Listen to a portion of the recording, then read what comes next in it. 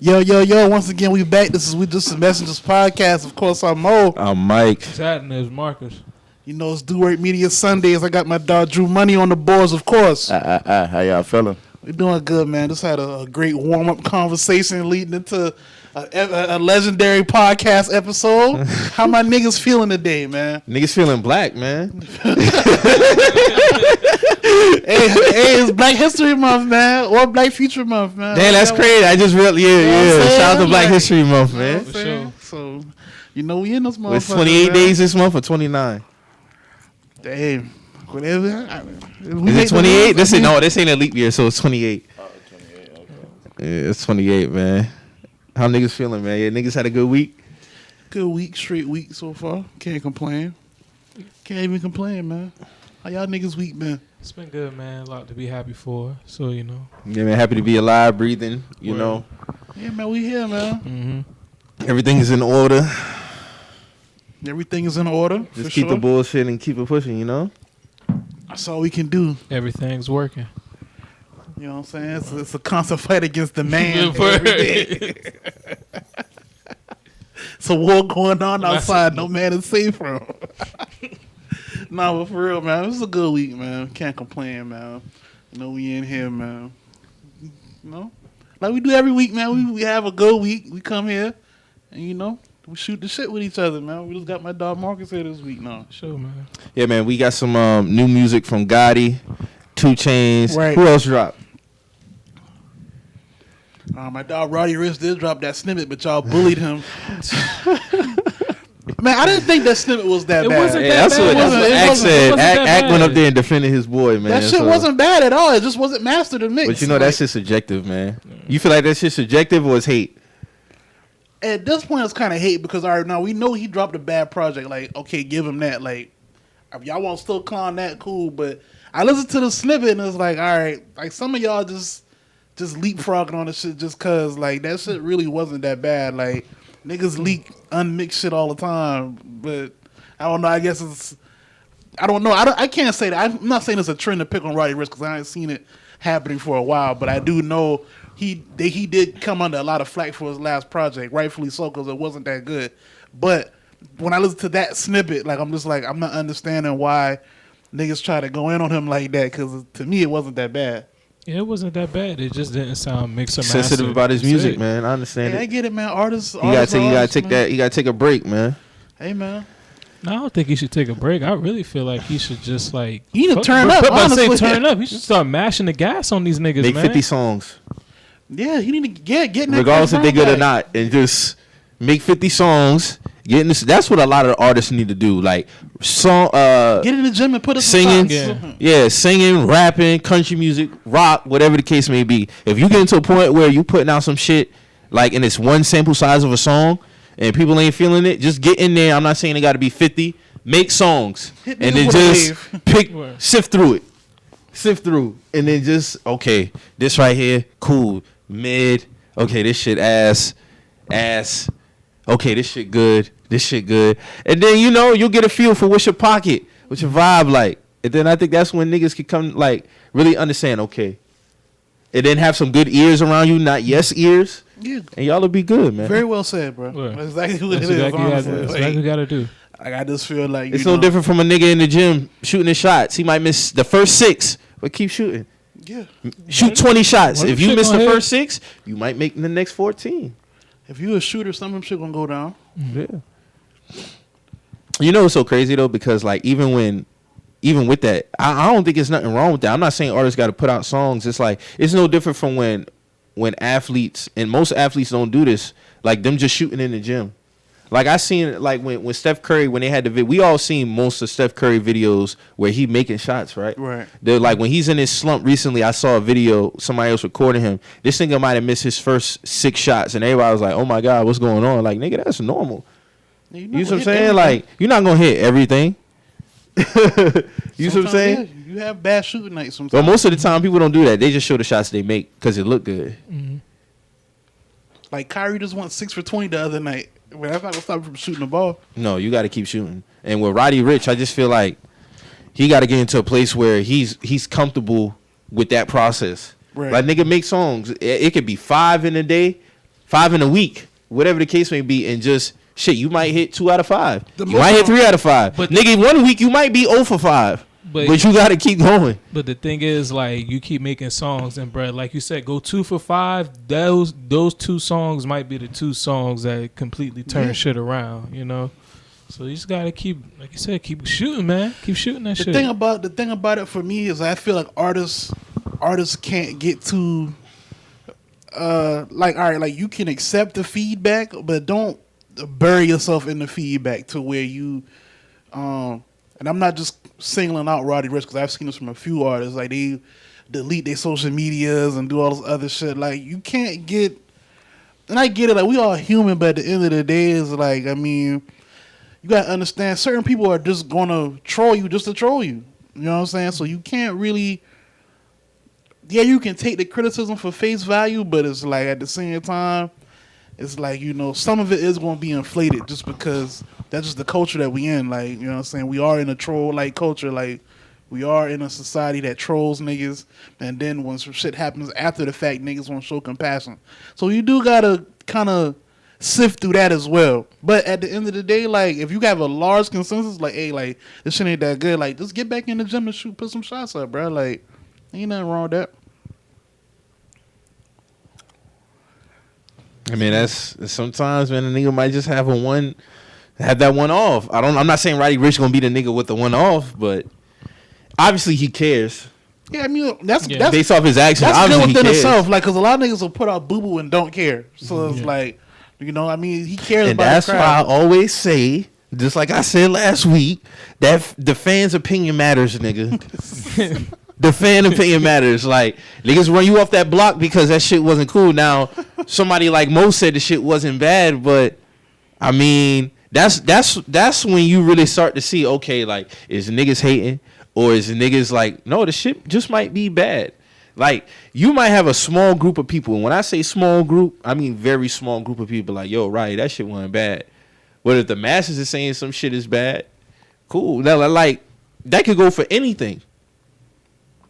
At the end of the day, Snippet might not be bad, but he felt like he had to get up off that internet and now put that shit out. Yeah. To you and a few others, that shit was cool. Yeah. That's why I say, where do you get to say if music is bad or not? I mean, we know bad music. Yeah. Bro. Like, I'm not talking about niggas like us, yeah. But we don't always agree on certain music. Right. But I'm just saying overall, like, when do you know some shit is like bad? Because I hate to use him as an example, but I will. Eminem, his core fan base be like, yo, this man's the best rapper alive.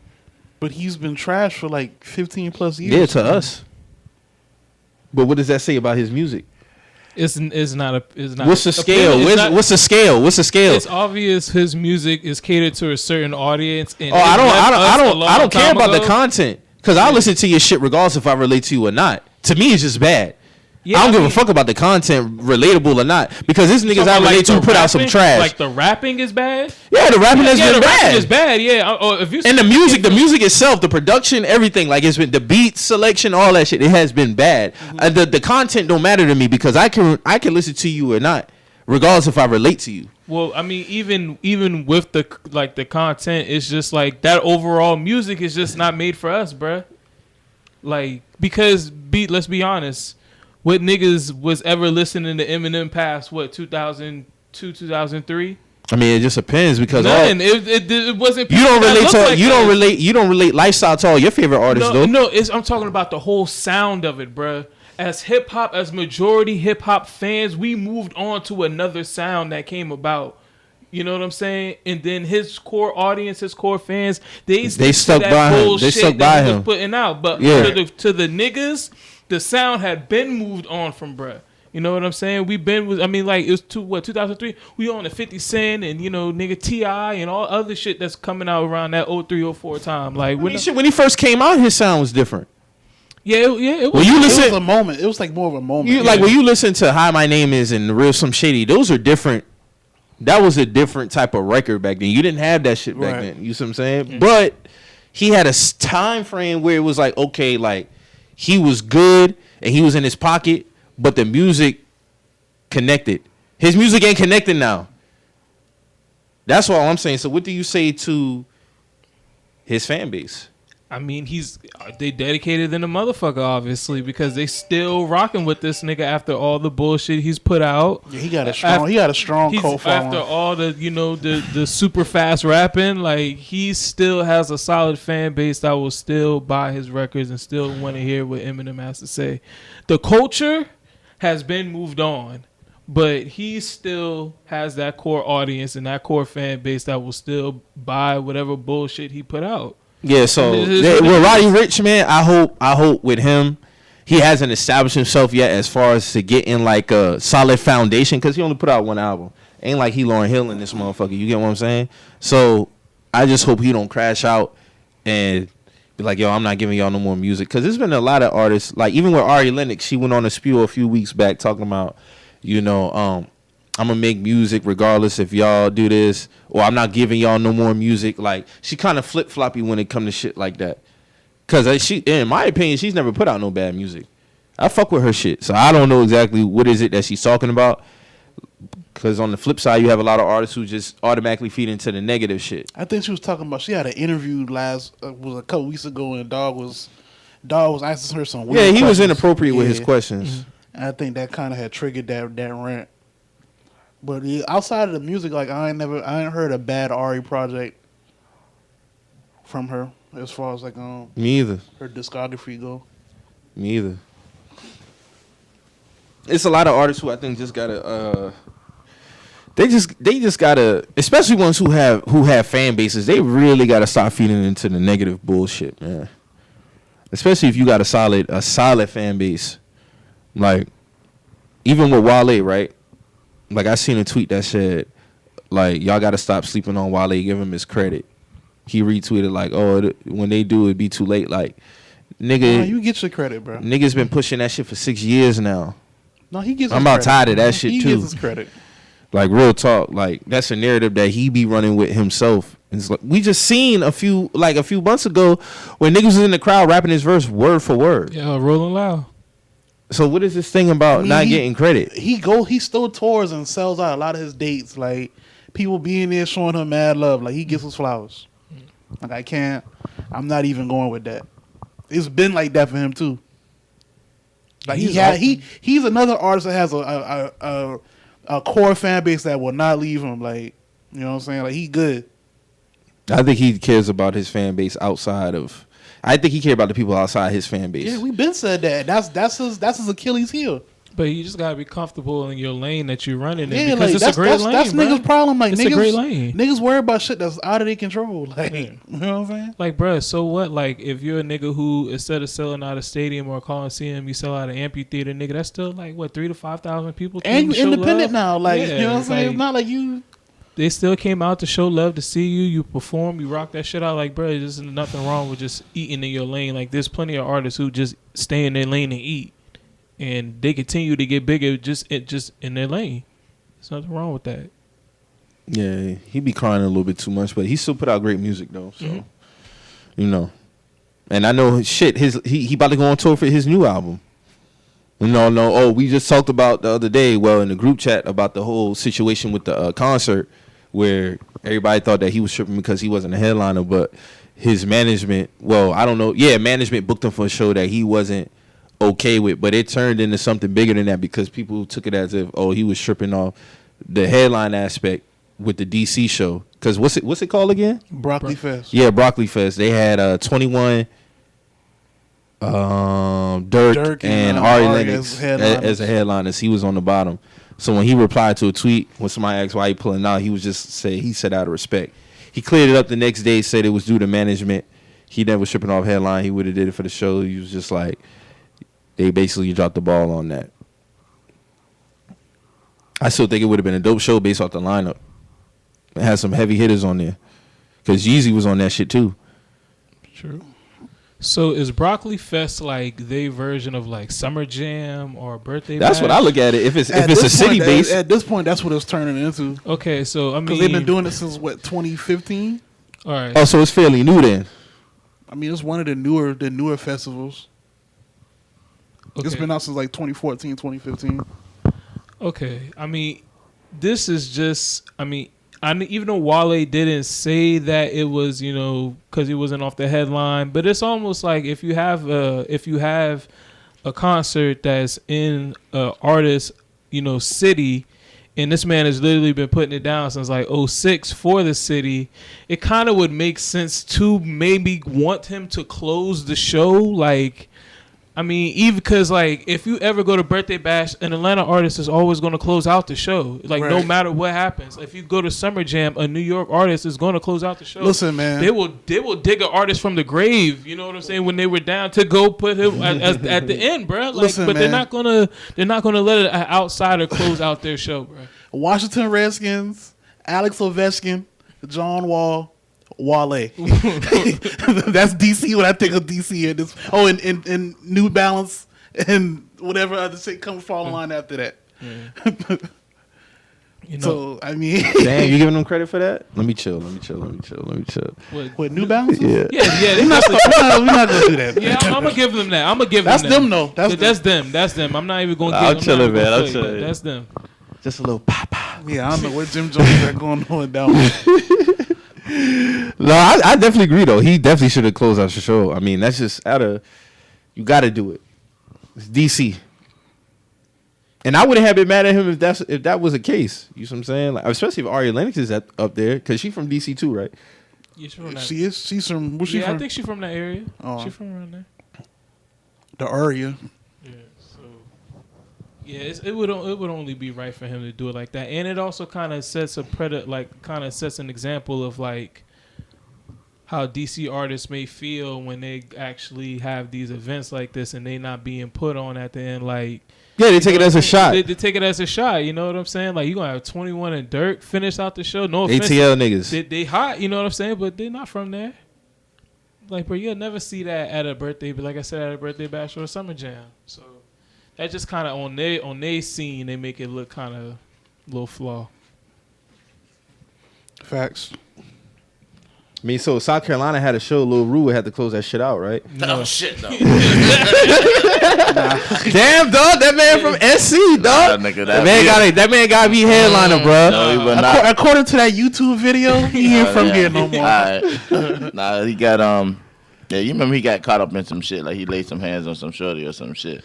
According to that YouTube video, he got ran up out of here, man. So yeah, to answer your question, Mike, no, he would not. Hey man, I ain't about to get on that. I ain't about to do all that right now. Yeah. So Yo Gotti, man, what we think, man? Double disc album, solid album, side B. Solid album. Yeah, I fuck with both of them shits. I let both of them shits like play straight. I mean, but at the end of the day, like Yo Gotti don't got a bad discography, so I wasn't expecting nothing less than quality. We talking about nigga almost 20 years in. Nah, he is 20 years in. Yeah. If you count Lil Yo days up to now, that's definitely 20 plus. Mm-hmm. So shout out Yo Gotti. Yeah, but like his first like national mixtape album was like 03, right? 02, 03? Life was 2001. Yeah, 2001, 2002. And then he signed with Cash Money after that. Mm-hmm. So yeah. Then that was 03. Yeah, then after that was Back to the Basics. Then Back to the Basics. That was what, 05? Yeah, 05. Yeah. 05. Yeah, I Told You So was 06. Yeah. Yeah. But Back to the Basics was 05. Yeah, so, Back to the Basics was 05. Gangsta Party and all that. Hey, man, shout out to him, man, as far as being a businessman. Like, he really laid the blueprint. Definitely one of the most consistent artists. Yeah, definitely for sure. Like, to transition from the streets to an artist, to put other niggas on, like... And he gonna always be on the radio in some way, shape, or fashion, bro. Definitely. Like his artists gonna always be out in some way. Like, you know what I'm saying? Like, it's gonna be, like we say, like I've been saying this since last year. He got probably the best roster in rap right now. Like as far as like high quality street music, he got the best roster for that. For sure. And even with him coming in, putting his other niggas on, like Moneybagg got a label he working on now, about to start. And Gotti, hey man, listen. I've been a Gotti fan. I'm going to continue to be a Gotti fan. And he's just been continuing to deliver, man. He's always transitioned. Another artist who transitioned with times, never forced nothing that wasn't there. All his collabs with new artists. He know how to pick his moments. Mm-hmm. For sure. For sure. And I just salute him to his ventures, his business ventures. He continue to do great things in Memphis.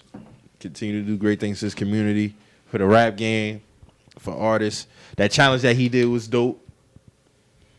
He got a little flack for that. Yeah, it was like he been had his artist pick, but I mean, at the end of the day, man, marketing is marketing, man. Like y'all just, how many of y'all really thought that y'all was really gonna get signed off doing Instagram freestyles? Like that don't happen like that all the time. Like I don't. It's rare, but it can happen. I mean, it can happen. I'm not saying it can, but it's like, come on now, like. Let's not be too gullible. Like it is at the end of the day, that shit was for everybody. Is the spread they, you know, they skills, spread y'all skills. Like I hope. Who knows? Maybe somebody might get a look off that shit. That's what I'm saying. Like somebody, I'm pretty sure somewhere somebody got an email like, "Hey man, like I saw you, you know, your dollar for dollar freestyle. Like what you got going on?" Yeah. I'm pretty sure that's happened somewhere. Yeah, you know what I'm saying. So at the end of the day, like you gotta take those type of positives from that. So. Shout out Yo Gotti, man. If that's how he ended his career, then that was a solid cap to it. I got a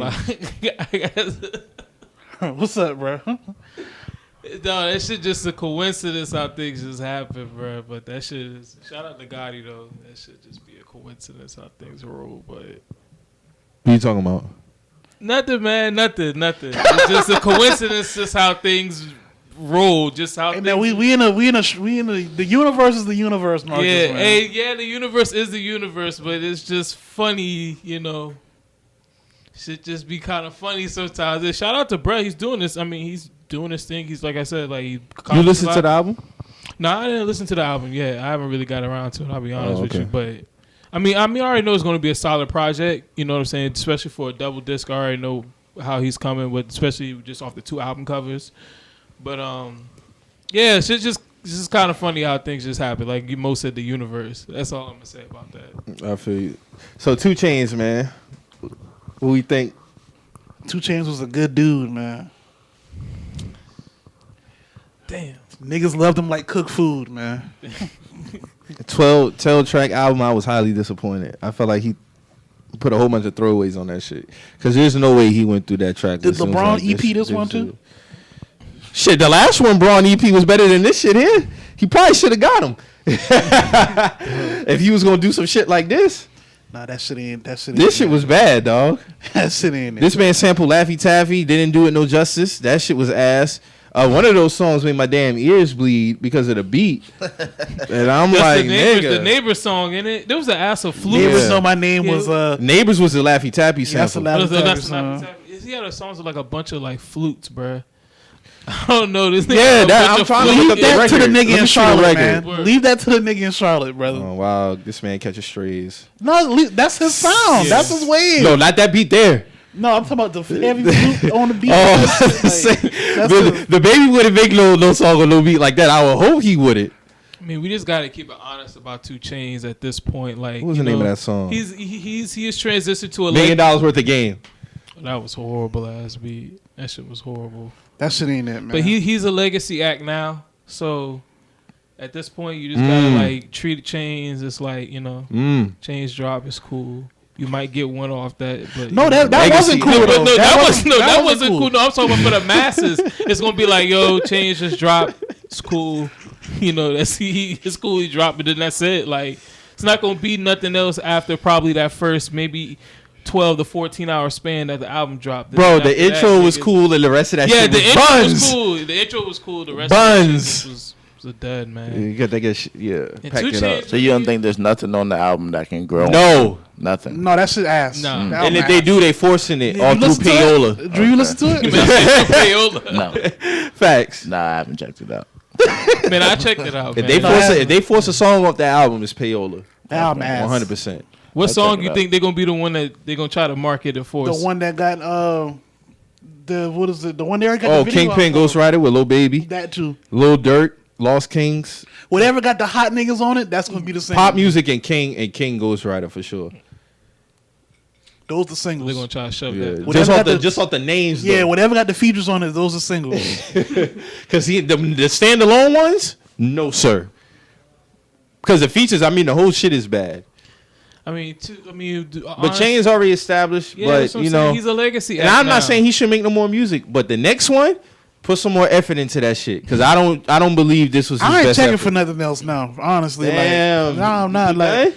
Like it's not even all right. It's not even that I'm done with, bro. It's just like I already know. You're not gonna go out your way to listen I'm to not. that shit. Yeah, I'm not going. Somebody out gotta convince you. I gotta be in a nigga whip with them and they listening to it already because I'm not But about to disrespect somebody. That's rare though. Cut that. Yeah, exactly. You know what I'm saying? Like, so it's like I got my own car, so it's like I don't have to listen to a nigga sit unprovoked. So. With chainz, it's like, man, he left his formula a long time ago. He left this formula back in like What year? 2011, 2012, 2011 going into 2012. He left. He. But 2012 was That was based on a true story. Yeah. But that ain't sound nothing like the shit that he went before his run. for real. It didn't. Man, hell no. Listen, that's what I'm saying. Bro. Like he I felt like it was a new thing he experienced with, but he had a little like it still was good music. Yeah, it was good for that time. Yeah. Based on a true story, would be good right now. I ain't listen to that shit now. I mean, but that's me though. You know what I'm saying? Like, But True Religion was just a year earlier. That's the cap and off. that's what we're trying to tell you. Like, and then even if you base off, not to cut Mo off, but even off the True Religion tape, that True Religion tape wasn't better than Cody Cowboy or Trappavelli. But it was good. It was real good. It was good because it crossed over to the masses. That was- but if you yeah, were a like, that chainz was- fan, it didn't compare to Trappavelli 2, bruh.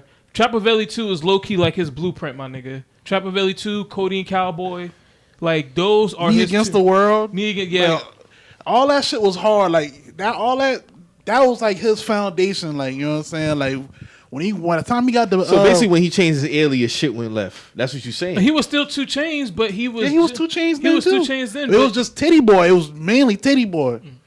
But what I'm saying is, by the time we got to the debut album, like I'm not saying like he fully accepted the commercial formula, but it was you can see the long term play. You know what I'm saying? And that's just what it is. Like some artists switch up their formula. Like, you know what I'm saying?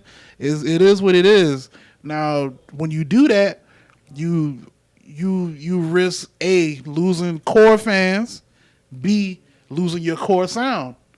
And I think he kind of went away from a lot of that with the first album, like, because the first album is not a bad first album, but it was like Mark has been saying, like it's a complete 180 from the shit that we got for the previous 3 years. I feel you. I mean, but what was the one that had the pink house on the cover?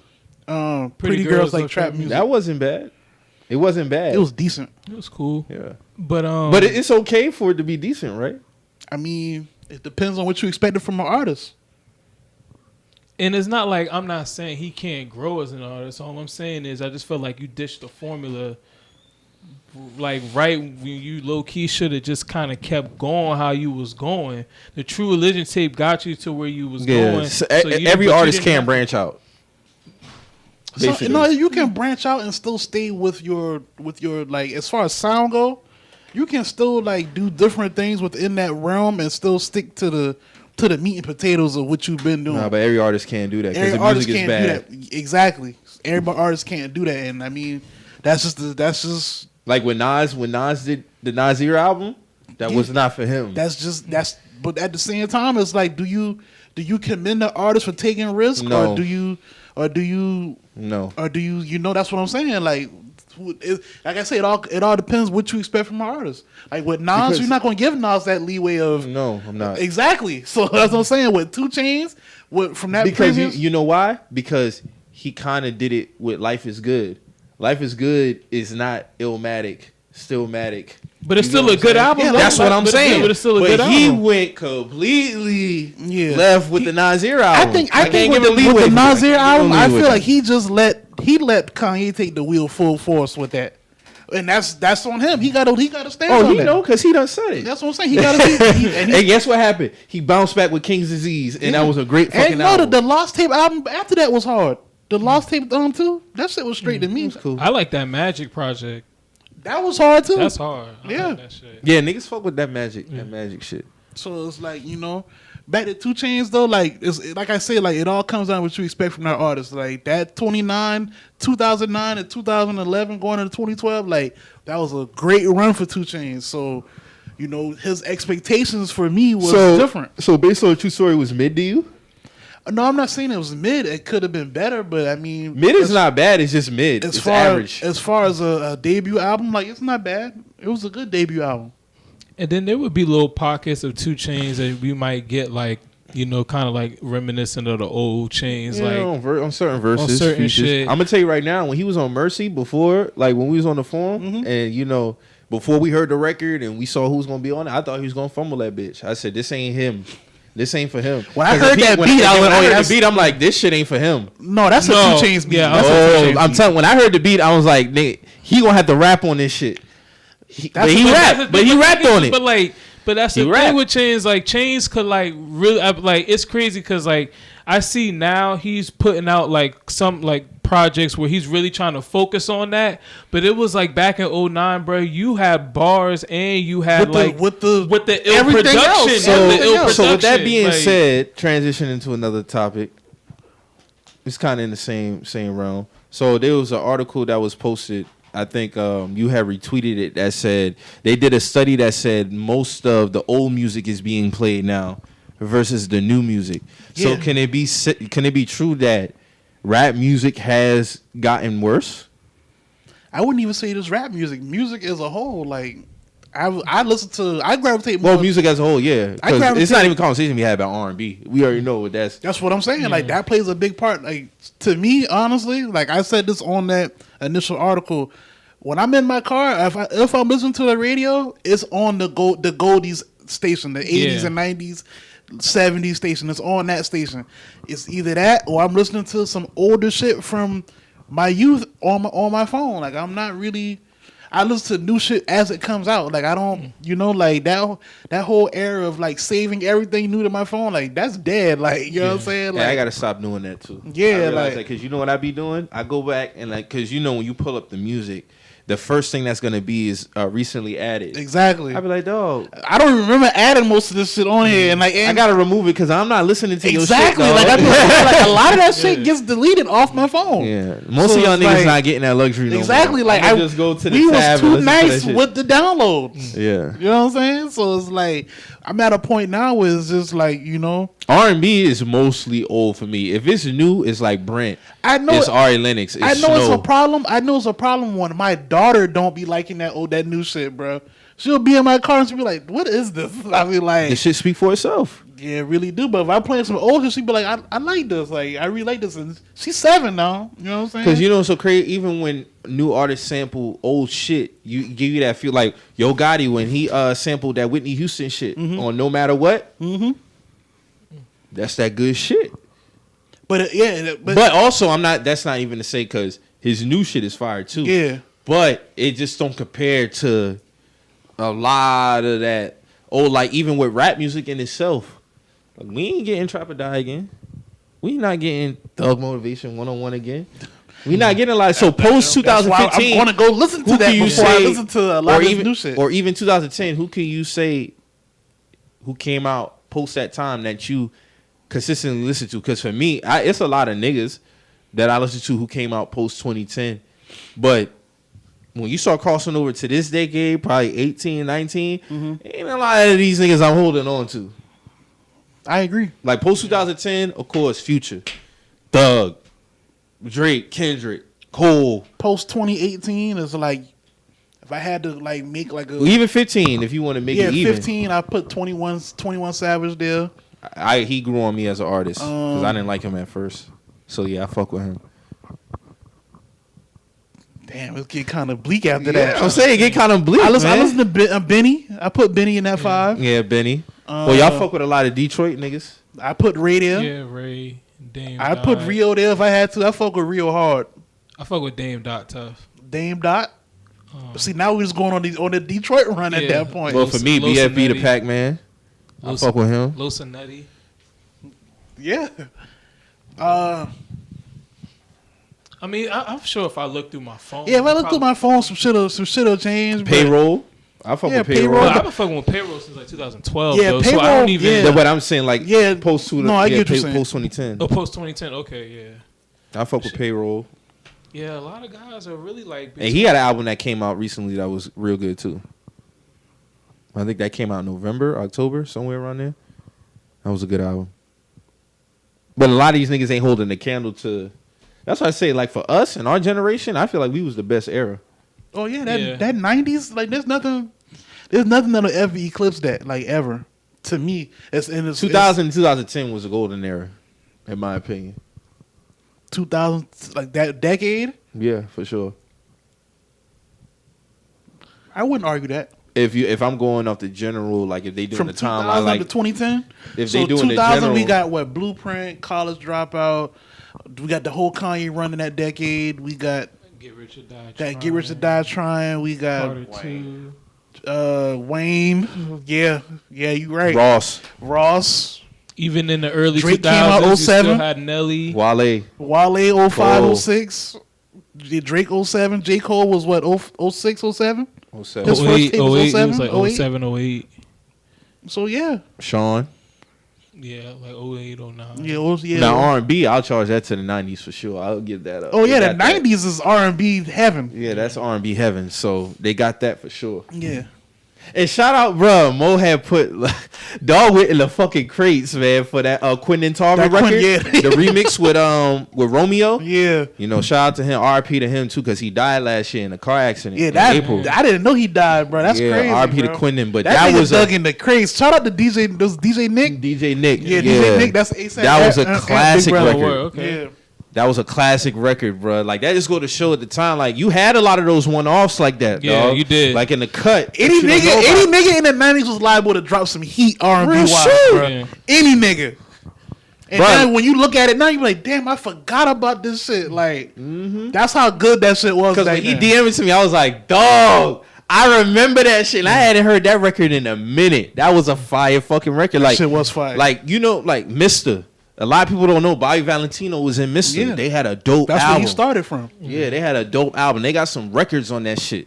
Like, you had a lot of those, you know, them niggas who came out around that time. Like, Silk was doing their thing Yeah, in the remember 90s. It's like each year there was specific, like, Yeah. two groups or a couple Or artists. a nigga just doing a his nigga thing. just, like, you know, did their thing in that year. Like, I think 93 they had, like, a meme. It was Cry For You came out, Can We Talk?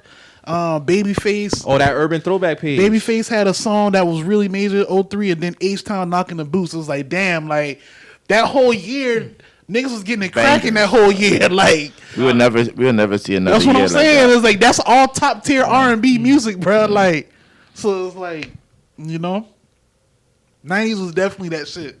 But I think it's interesting to see the R&B change now. Like, there are some really good female R&B artists out there. Like, I think that's more of what people are gravitating towards than this new rap shit. Like, even niggas are like, yo, Ari new shit fire. You know what I'm saying? Like, instead of tweeting about, like, you know, like, niggas that, like, we used to be talking about, like, Boozy or some shit like that. Like, nigga, we can't relate with Boozy anymore. He's not really talking to us. I don't know who he's talking to, really, honestly. I don't know who this nigga be talking to. I ain't but- gonna lie, I listen to no new Boosie shit. I listen to a lot of old Boosie shit. Yeah, too. 100%. But like I'm saying, like a lot of people, like Marcus said, was like, you know, like 2 Chainz, just like, yo, he dropped, like, cool. Like And that's it. yeah, that's You know what I'm saying? Like, we not going to the kickback no more, so 2 Chainz ain't, you know? Yeah, see, like, even, like, for the example, like, look at this. On this day in 98, Usher, You Make Me Wanna, John B. That's one day. Like, you see what I'm saying? Like, Mace with Total. Drew Hill. Come on, man. Shit, I forgot Destiny Child. They was out, what, 97? Yeah, that was like 97, 98, yeah. Come on, man. Yeah. This was really a time. And just to think, this was what, 24 That, years ago? The OG Destiny Child had some bangers. Yeah, they did. They had some bangers, bro. I remember when they first single hit on the on BET, Say My Name. Yeah.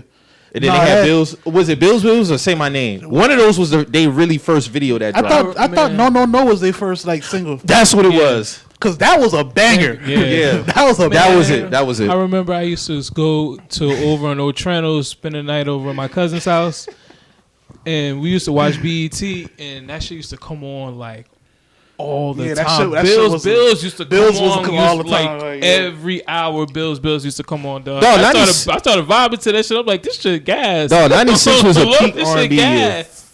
96 was a peak R&B year, dog. 100%. Like real talk. Matter of fact, I'll go to the playlist right now, just on 96 alone. Let me see.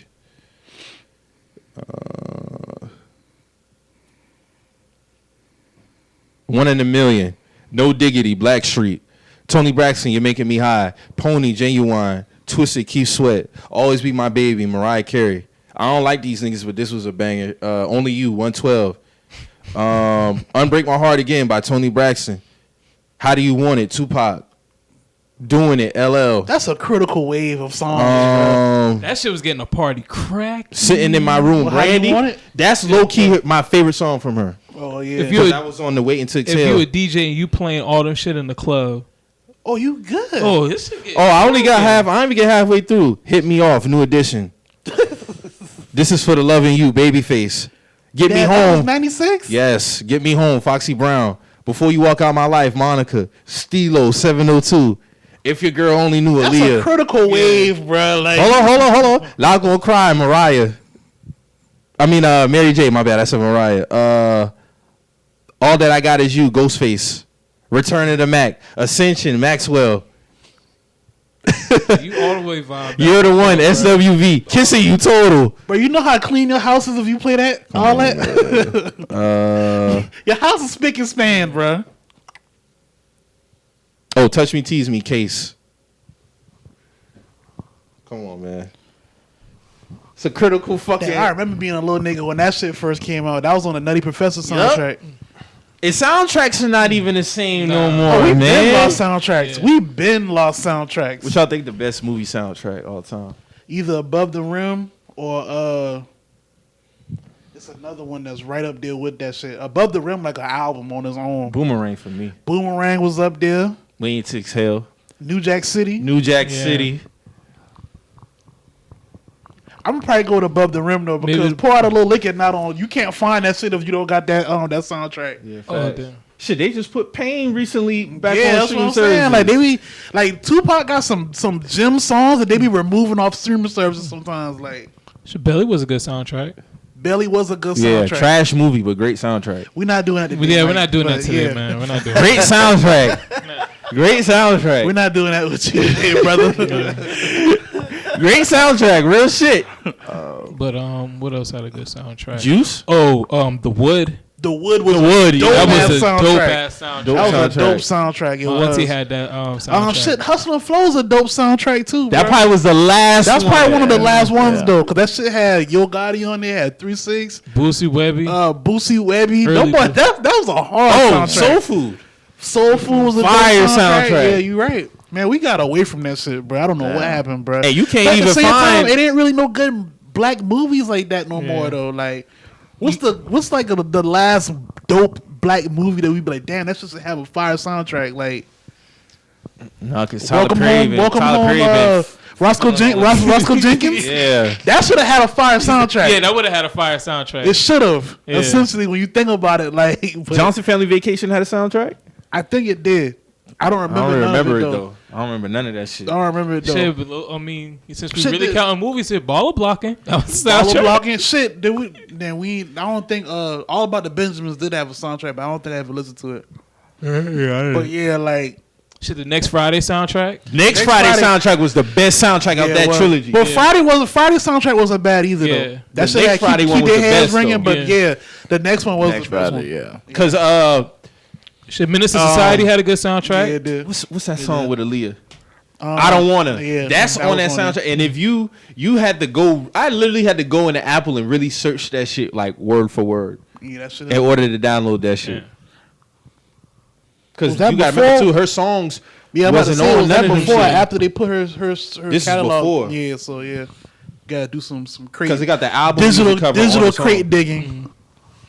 I mean, the study don't lie though. Cause I'm gonna tell you right now, my mom don't even know a lot of these new these new people, even down to R&B. My mom be trying to keep up with the new shit. My mom because don't she's keep so up at well all. versed in the old shit. So she be asking me like, "Yo, what's going on out here?" Or I'll be with her and she listens to the new shit. I'm like, "Damn, you know about that?" She be like, Bro, "Yeah, like, I be trying to." When I be in the car, be listening to shit. Y'all know I be posting that shit. Like my mom is the reason why I listen to Anita Baker. yeah, Like Sade. Them Saturday mornings, even some weekdays when we getting up, getting ready for work, getting ready for school, like she blasting that shit. But I can't tell you how many times my mom played Deborah Cox's album in '98. oh, that album got played. Like my from mom, here to the fucking moon. my bruh. mom played Deborah Cox's album in '98. Like that shit was ingrained in me. Deborah Cox had the girls in a chokehold in '98. Her and Kelly Price in '98. Bro, that shit was Them two albums? that shit didn't make no sense, bro. Real shit, bro. Deborah Cox had black women in a chokehold with that album. Nobody's supposed to be here. That shit had them girls in a fucking Word. chokehold, I gotta give bruh. them their flowers on that one, bro. Word, Real bruh. talk. That didn't make no sense, bro. That didn't make no sense. But hey, that's what the music here for, bro. It's supposed to spread, and you know, And then it's supposed to invoke a certain feeling out of you, and Real that's shit. just what it is. Like, is a lot of this new shit is not hitting people in the right moods. It's all hey, we here, we there. It's not like a hey, this is the mood, this is what it is. Accept it, let it do what it's supposed to do, and it'll, you know. my mom was a real music lover. She had the Columbia magazines coming in, ordering. Yeah, we had them shit shit too. We she had the them subscription. CDs. Yeah. Like when you literally had to call, place an order. She like. You get like 20 CDs for like. Then she had the tall, Yeah, the CD tower. the CD tower shit where you know you mess it. Hey, don't touch. I remember my when CD niggas tower. first was getting the five disc CD changer. I remember when niggas was first getting that in the house, like the big joint. And I remember when niggas was first Nigga, getting my mom those, still like, got the radio from '98 where it was a disc CD Yeah. changer, but you could see it pick up the disc. yeah, go that's what I'm talking inside, about. Like that's what I'm talking and about. spin. And Like, that she was the still thing. I has was like, that. damn, like Yeah, damn. I remember we first got that, so I was like, damn, bro, we kind of balling right now. Like we got this shit. Like, you know what I'm saying? It was So- like you said, it was a vibe. When my mom used to get ready to go out on a Saturday or Friday night, Oh yeah, she you blasting knew that when mom's shit. about to go out. Yeah. You knew when mom's about to go out. You smell that whatever fragrance in the air. Oh, mom about to go out. You know what I'm saying? That Word. music playing. You know And just what to I'm think, saying? nigga, that was 24 years ago. Nigga, that's insane. But Don't remind me, man. yeah, I could tell my mom was listening to a lot of that shit even when she was pregnant with me because it's just, you know, like even with Milo, she's gonna have a time. She'll be like, yeah, I remember my dad being in the whip playing, you know, Tony Braxton, Mariah Carey, Mary J. That's why I like these artists. It was the same for me. That's why Mary J. Blige is my favorite R&B artist all time, woman wise, for sure. Like, it's not a week go by I don't play at least something from my life. Yeah, for me, it'd probably have to be like Anita Baker. And yeah, that's what my mom used to Anita play all the definitely time. get you through a rough week. I tell you that. Real shit. Just her alone. And then even on the male side, Stevie Wonder, Luther. I'm a 70s baby when it comes to that. Yeah, you like, fuck with Bobby Womack heavy. I fuck with Bobby Womack. That's my nigga too. I That's my fuck nigga. with Curtis Mayfield. Curtis. I fuck with the Four Tops, the Isaac Spinners, Hayes. Isaac Hayes, Willie Hutch, Temptations, Smokey Robinson, The Miracles, Teddy, of course, Teddy Pendergrass, Otis Redding. Like that was my uncle's Shout out favorite. to Teddy, yeah. Yeah, that was my uncle's favorite artist, Otis Redding. Who else, man? I'm more 80s going into 90s. I'm really like Yeah. all 70s. I love bro. 80s. I love 80s music, bro. I love that shit, bro. I'm Like, even that into the 80s New funk Jack? and all that shit. Like the New I Jack love all era? that shit, Oh yeah. my God. That New Jack shit was tough. Teddy too. Riley, Guy, Aaron Johnny Hall. Gill. Hey, Johnny Gill debut album? Classic, bruh. That nigga had some shit on there. I fuck with Bobby Brown heavy. Them my niggas right there. Man, cause I had like real like my aunt. She was somebody. My aunt did not like no rap music when I was little growing up. She was like, turn that Damn. racket down, turn that. My She aunt- fuck with Cheryl Lynn heavy, don't she? Cheryl Lynn. Yeah. I don't know. She probably. I don't know. No, my aunt used to listen to like. I'm talking about like I fuck with Cheryl Lynn. 60s, 70s. So like when my mom would go to work and my aunt would come over and watch us, that's all she would just play in the house, bro. I remember hearing fucking like I would just hear Marvin Gaye, fucking Can't forget about Marvin. fucking just everything like 1978 and down, bruh.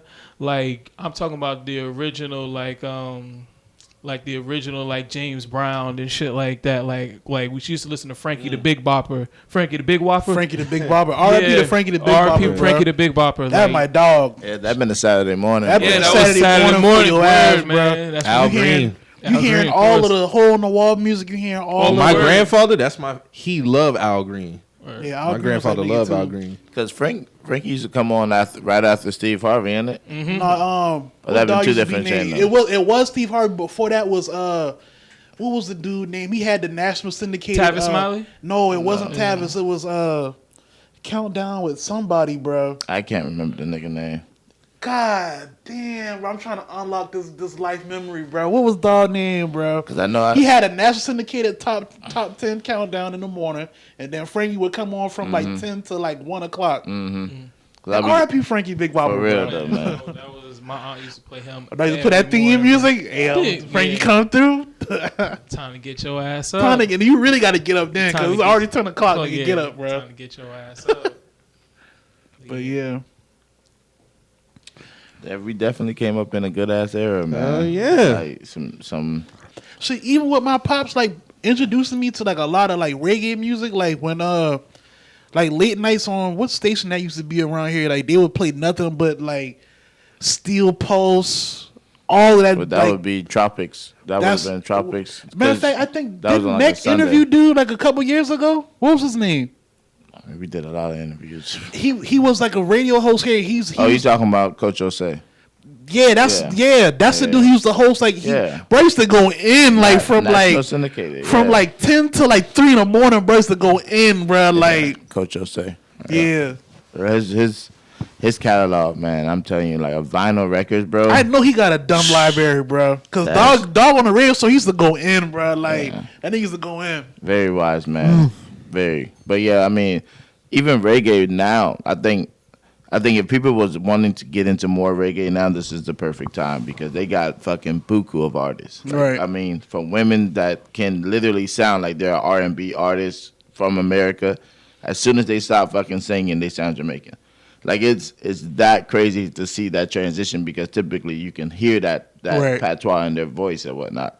But I'm telling you, man, it's a good time to get in this shit right now. It's a lot of good artists out there, and even like Savannah, she's stepping into like I think she got a song with Nicki and shit now. So it's like they kind of like crossing over into rapping and shit too. So I don't know, man. It's different times right now. That's what's up, though. Oh yeah. What do y'all think about her new record with Baby? Y'all listen to that? I didn't like it. I didn't listen. Do we to have a it. problem? It was mid. Yeah, it's mid. Oh yeah. Also, can't forget about Frankie Beverly and Maze, bro. Oh no, Can't for forget. sure. Yeah. Just before we switch. The gods. Yeah. Can't forget about Frankie Beverly and Maze. But yeah, that new Nicki, that's it. I mean, salute to the Barbs, but I'm just saying, to me, that shit was mid grade. I mean, this I is a think classic she- label setup, you know. Yeah, she doing a lot of promo for Power too. I'm thinking she might have a role coming up soon. If Nicki Minaj pops up on Power next season, it would make sense though. It would make sense, but it's like, damn, like what the fuck going on, bro? Her and 50 got a great relationship. You know. Oh, yeah, them Queens- boy, yeah. Queens all day. They gonna Yeah. ride for each other. So For sure. and she's done acting in movies before. Dog, she was fine as hell in Barbershop. What was that? 4, 3, 2? Woo, That's a beautiful woman, dog. Top 3 all time, man. woo. Hey, Mike, you tripped me out, bro. That nigga posted that shit on his Instagram. The nigga said, shaking my head. Nigga said, why you shaking your head?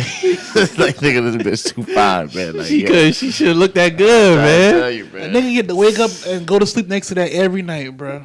Hey, nigga. You can't tell me God ain't good. You can't tell me God not good. I Nah, mean, that's just a say, beautiful woman, bro. I ain't gonna lie, bro. Like, God is good. And bro. like she's I don't aged know. very like there was a side by side picture of her from 06 and now it's like there's no drop off.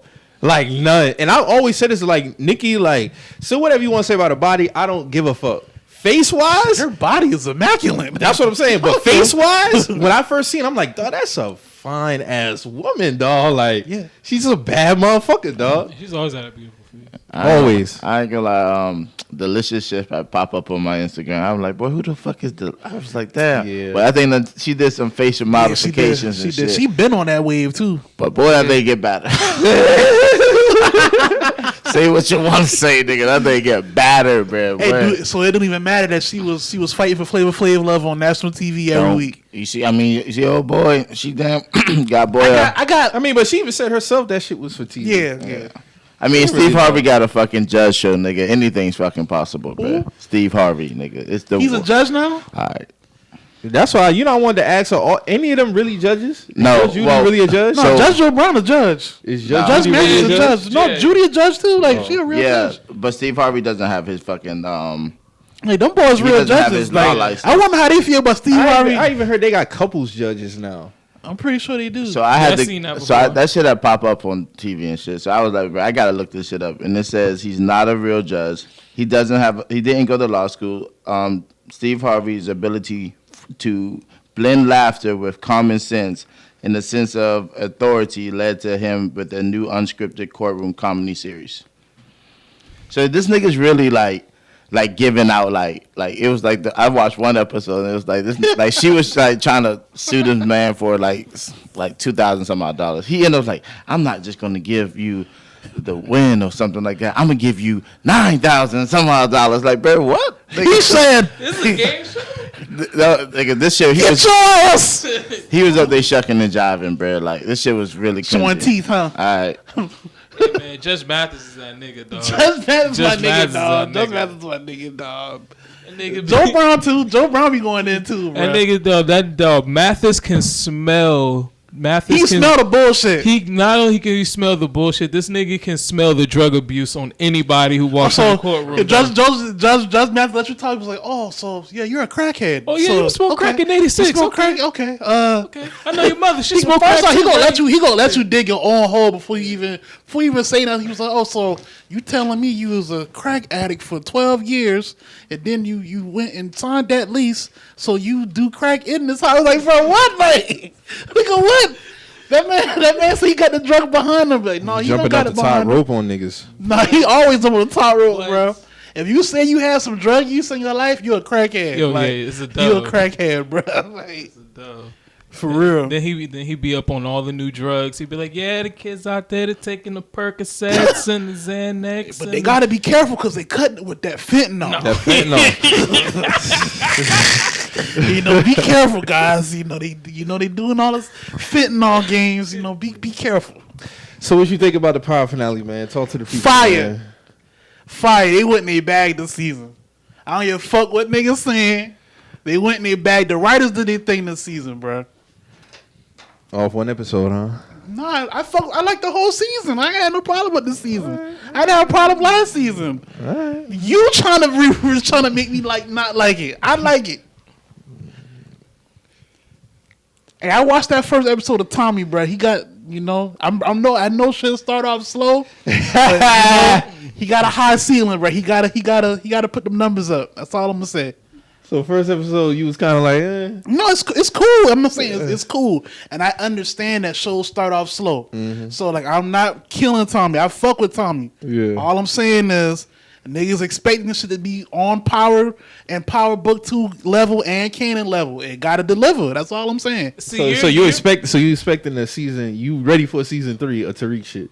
Yeah. See, you're just he's a fan of the whole Power verse, Mike. Yeah, I Honestly, fuck he's with the a fan- Powerverse. Like, he's a fan I of the fully accepted Powerverse. my fate. Like, I am a Powerverse nigga. Like, All I'm saying, I feel like he's just continuing to watch because we've been invested but for that's 6 not seasons. that's not what it is though. Like, I'm fully invested. So if it was bad, you would have fell off it. Yeah, if it was bad, I would have stopped watching in the middle of season 1. But he already knows how the Power writing Exactly. is. So Like, no.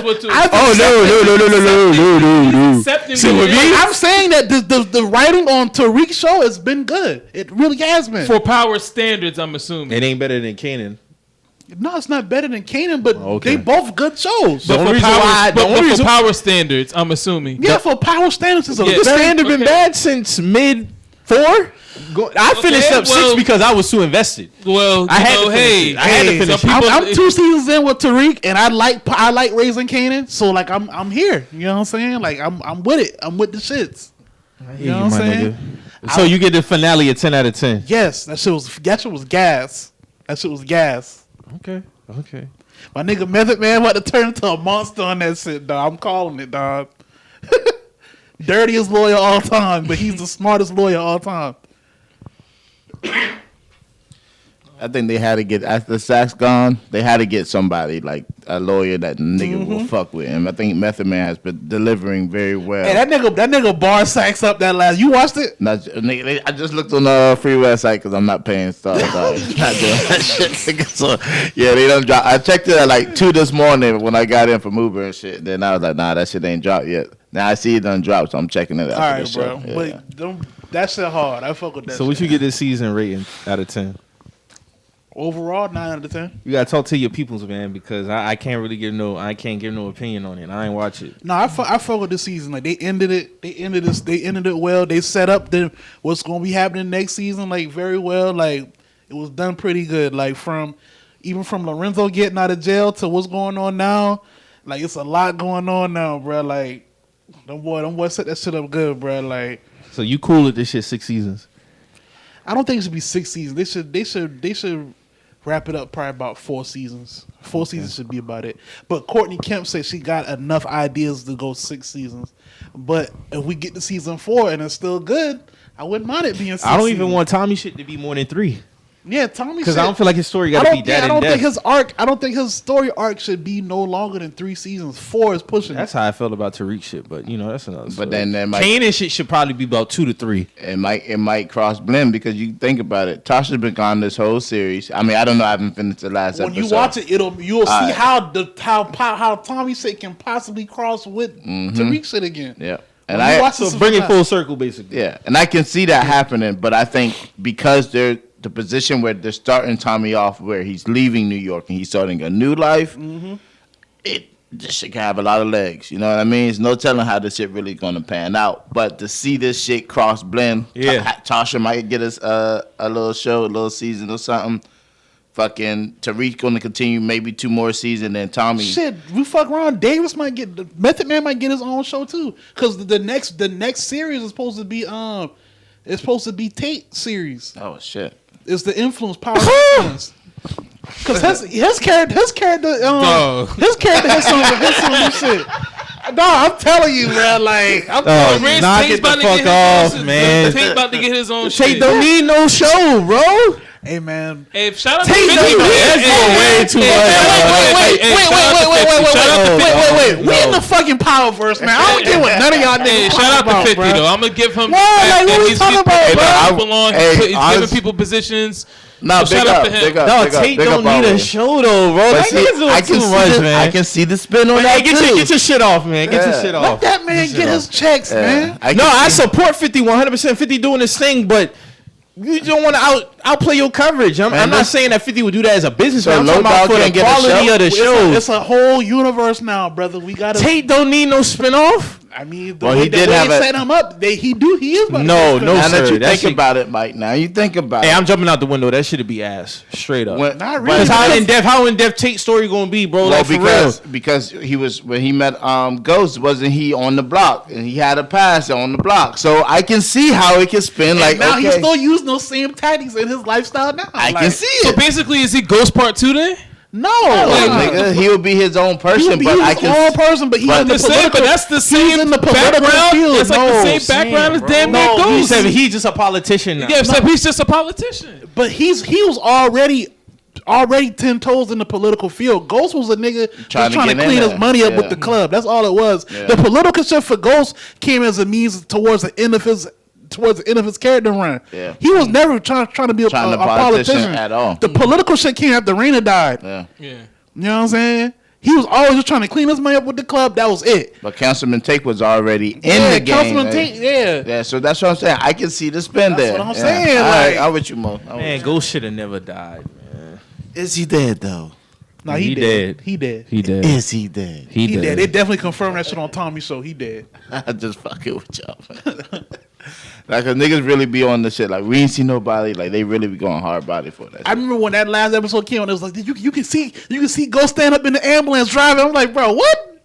How y'all freeze frame the shit and y'all see? Niggas always be trying to freeze frame some Like, shit. nah, man. man, that nigga dead, bro. Like, he died, bro. Like, I'm sorry. Just like when niggas was saying that was Lorenzo Ghost Walk by season 4 when he was in jail. And he was looking over at him like... Wasn't that him, though? It looked like Lorenzo, though. It don't look like that man to me. But, I don't know. Hey, man. They trying to say that's that man brother. But why did he stop and look back like that, though? But see, niggas trying to say that's that man brother, but that man is what? No, that's not his brother. That ain't his brother. Well, what is he, though? Fat Joe. Exactly. You ain't catch the alley just now. It's cool. Hey, that was fly. Hey, that was fly. I ain't gonna lie. Damn. They trying to say that's that man brother. Like, all right now, like. So Lorenzo Latinx. That tweet you posted yesterday was hilarious. I was like, wow, wow. Hey, bro, I just want to boy know. say, and that's a smooth transition into this next topic. I got questions and I need answers. My boy said, so, like, Lex got anything to say about this blind Flores situation? Brian Francisco Flores. That's crazy, man. So Brian Flores has filed a lawsuit against the NFL and the Giants, against basically, and the Dolphins, I think, also for basically foul play within his interview process, shit that he had to go through separately with Stephen Ross of the Dolphins, them forcing him to do certain things in order to lose games he would be compensated for. They wanted him also to tamper with a quarterback that they wanted to recruit that goes against violations. But as we can see, Brian Flores has been trying to do his best with the Dolphins outside his 2019 year. 2020, you know, he missed the playoffs by one game. Mm-hmm. Excuse me. 2021, he missed the playoffs by one game. Got let go. So now... And he didn't have Tua the whole 2020 season too, right? Tua was 2020? Yeah, he was 2020. So, yeah, like he was bouncing. He was hurt. Yeah, he was hurt. And he still maintained, so... Yeah. So, then you also got the shit that came out. Yeah. Fitzpatrick, that's him. Yeah. You also have the shit that came out with... I think that was the final straw with him. But that shit funny, though, because Bill Belichick accidentally texted him instead of texting Brian Daboll, who is now the Giants head coach. Black Brian, white Brian. That shit was crazy, bro. That shit was crazy. Bill Belichick is going to have a brick phone by and he didn't even do nothing wrong, because that's the common shit that happens. Like, you just text the wrong first time and say, oh, shit. It lets you know he didn't do nothing wrong. Oh, the Giants mad at him now. It lets you know. No, it lets you know that there's conversations had about you that you'll never know about. Facts. It lets you know that there's doors that's closed and you'll never get on the other side of that door. Real talk. Nigga takes you in the blue like, hey, man, oh, congrats. Oh, I texted the wrong Brian. Huh? So y'all talked about this shit. Y'all been talking about this shit or y'all been new. That's all that tell me. Bill, I know I'm a Patriots fan. Bill, you know, I don't think he should be getting the flack that he's getting. But at the end of the day, I'm just pointing out the fact that niggas be knowing shit beforehand. You know what I'm saying? Like, it be information, you know, especially with situations like this where we talk about head coaches and we know that's a touchy subject within the NFL, you know, with the hiring history with black coaches. It's just, I don't know. It looked bad, but I don't think Bill was like, you know, in on the racism aspect of this shit. You know what I'm saying? Hey, man. NFL got a lot of cleaning up to do, man. Because now they said it had no merit. Now they saying the complete opposite. So, and he said John Elway was drunk at his interview. Yep. And John Elway was like, "This is horse shit." Yeah, came in on some other, like, they really didn't give him the just due. That's why I said the Rooney Rule in itself is pathetic because they only doing it because if they don't, it's saving a consequence face. that comes Saving behind. face. Saving face. And all you do is just At least we talked to one of y'all. At least we talked to one of y'all. That's what it is. Like, and I'm not saying the league got to be completely black coaches, but for it to just be one, and 75% of black players, that's not the math. Not mathing right there. yeah. because there's a lot of good quality NFL coaches that got the qualifications too. D'Amico Ryan's doing his thing as a DC as a 49ers coach. Leftwich was about to get a head coach job. Yeah, he's doing his thing. He's Jim about to get a coaching Caldwell, job. they had him in some talks talking about for the. He did? Yeah, Jim Caldwell for the Bears. Oh, that sound good. Yeah, but Did the Bears already hire a coach yet, or who they hired? No, they fired some white. They hired some white guy. Yeah, that's what I'm saying. They No, just hired they were somebody. saying that he was supposed to go in He for. was one of the finals. Yeah, though. Yeah. mhm. But they no, just hired somebody. it was an offensive coordinator or defensive coordinator. I think for the Rams, maybe. I don't know. It was somebody. And there was this meme saying, Sean McVay getting dudes millions and shit. Hey, I know McVay only Because 36, Zach Taylor from Damn. McVay. McVay only 36, bro. He be Yeah, he 37 young. this year. He young, bro. Very Young young. as fuck. Because it was McVay and LaFleur and Oh yeah, the other was with Shanahan. Shanahan. They was Under all Washington. together. Yeah. Yeah. That shit crazy, But they bro. coach was Jay Gruden. All right. That shit crazy. And they ain't get none of the three. And Zach Taylor, who the Bengals coach, he was under. He was a quarterback's coach under McVay. Imagine McVay running the Commanders now. Yeah, they would have been in the Super Bowl. Yeah. A few years. Yeah. They had that good philosophy. And I would have had to deal with that shit because they in the NFC. So well, I still got to deal with it now. But The Commanders, that really sounds like a creative name team that you would have, like if you Yeah, would it is. play Madden or some shit like That's that. one of the you had franchise teams in Yeah, the you know draft. what I'm saying? Like, That's what it it's a trash sounds ass like. name. It's a horrible name. The Commanders. The the Commanders. boys say y'all went from Redskins to the niggas that was killing them. Yeah. Dead ass. Yeah. So what y'all think's gonna come from this Brian Flores shit? Then you got Hugh Jackson kind of like saying that he was incentivized to lose games. Well, he went from saying the amount that he was offered was nice to saying that he wasn't paid, that he was incentivized. Because regardless, I don't care if it's incentivized or money. And this is what I don't know why niggas is getting the lines blurred with this shit on TL. Because regardless of what it is, it's still compensation. My issue is compensation, period, for losing games. I don't give a fuck if it's money or not. It's the act in itself. So, and then your record reflects that. So it's kind of hard for me to not believe you probably didn't get paid. You see what I'm saying? You probably did get paid. You got Jason McCourty saying in 2017 Exactly. we definitely wasn't trying to win no games. There's no way you can't convince players on the team that y'all ain't throwing games because they there. They gotta play. They gotta run the plays that y'all call, and they getting the scrutiny for it. So you can't convince them that y'all ain't throwing these games. But this So- is the, Ain't they doing a class action lawsuit? Ain't Yeah. Brian Flores? So if it's a class action lawsuit, didn't they say Hugh Jackson was trying to join it, or He was just speaking up about. But he his own did experience. say he was offered a nice amount to lose games and whatever, and he wasn't trying to put out there like he lost games. But I mean, if you look at that nigga record, he was like what 3-31. So it's like there's I mean, no way the roster was trash. Regardless, he was going to lose games.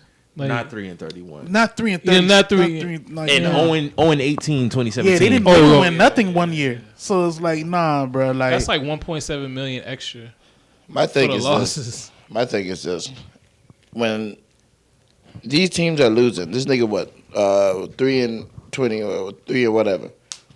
There's people who's paying a lot of money for season tickets throughout this time.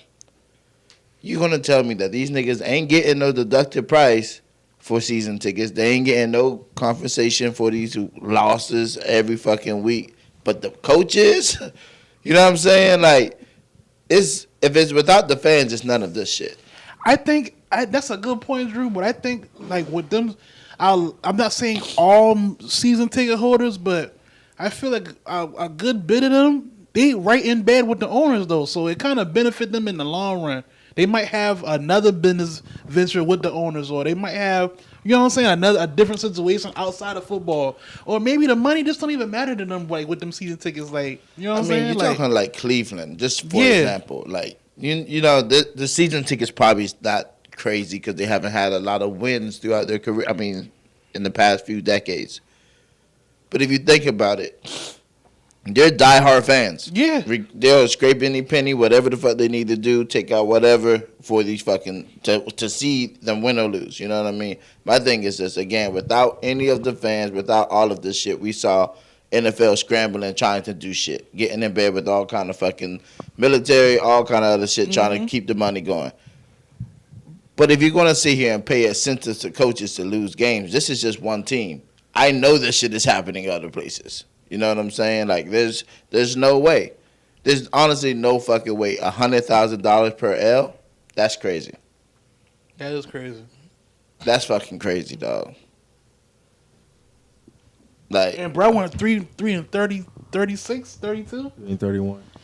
So yeah, he racked up. If he's because I see what he tried to do. What Hugh Jackson did was like, yeah, I was offered X amount, this blah blah blah, and then the next day he tried to come back. He tried to clean it up because he done talked to counsel, he done talked to lawyers. It was like, hey, bro, like, what the fuck you doing, nigga? Like, He's just a dumbass nigga. yeah, he put his foot in his mouth and he tried to take He his should foot have back. did it. He should have did it right after he got fired. If he was gonna speak up. yeah.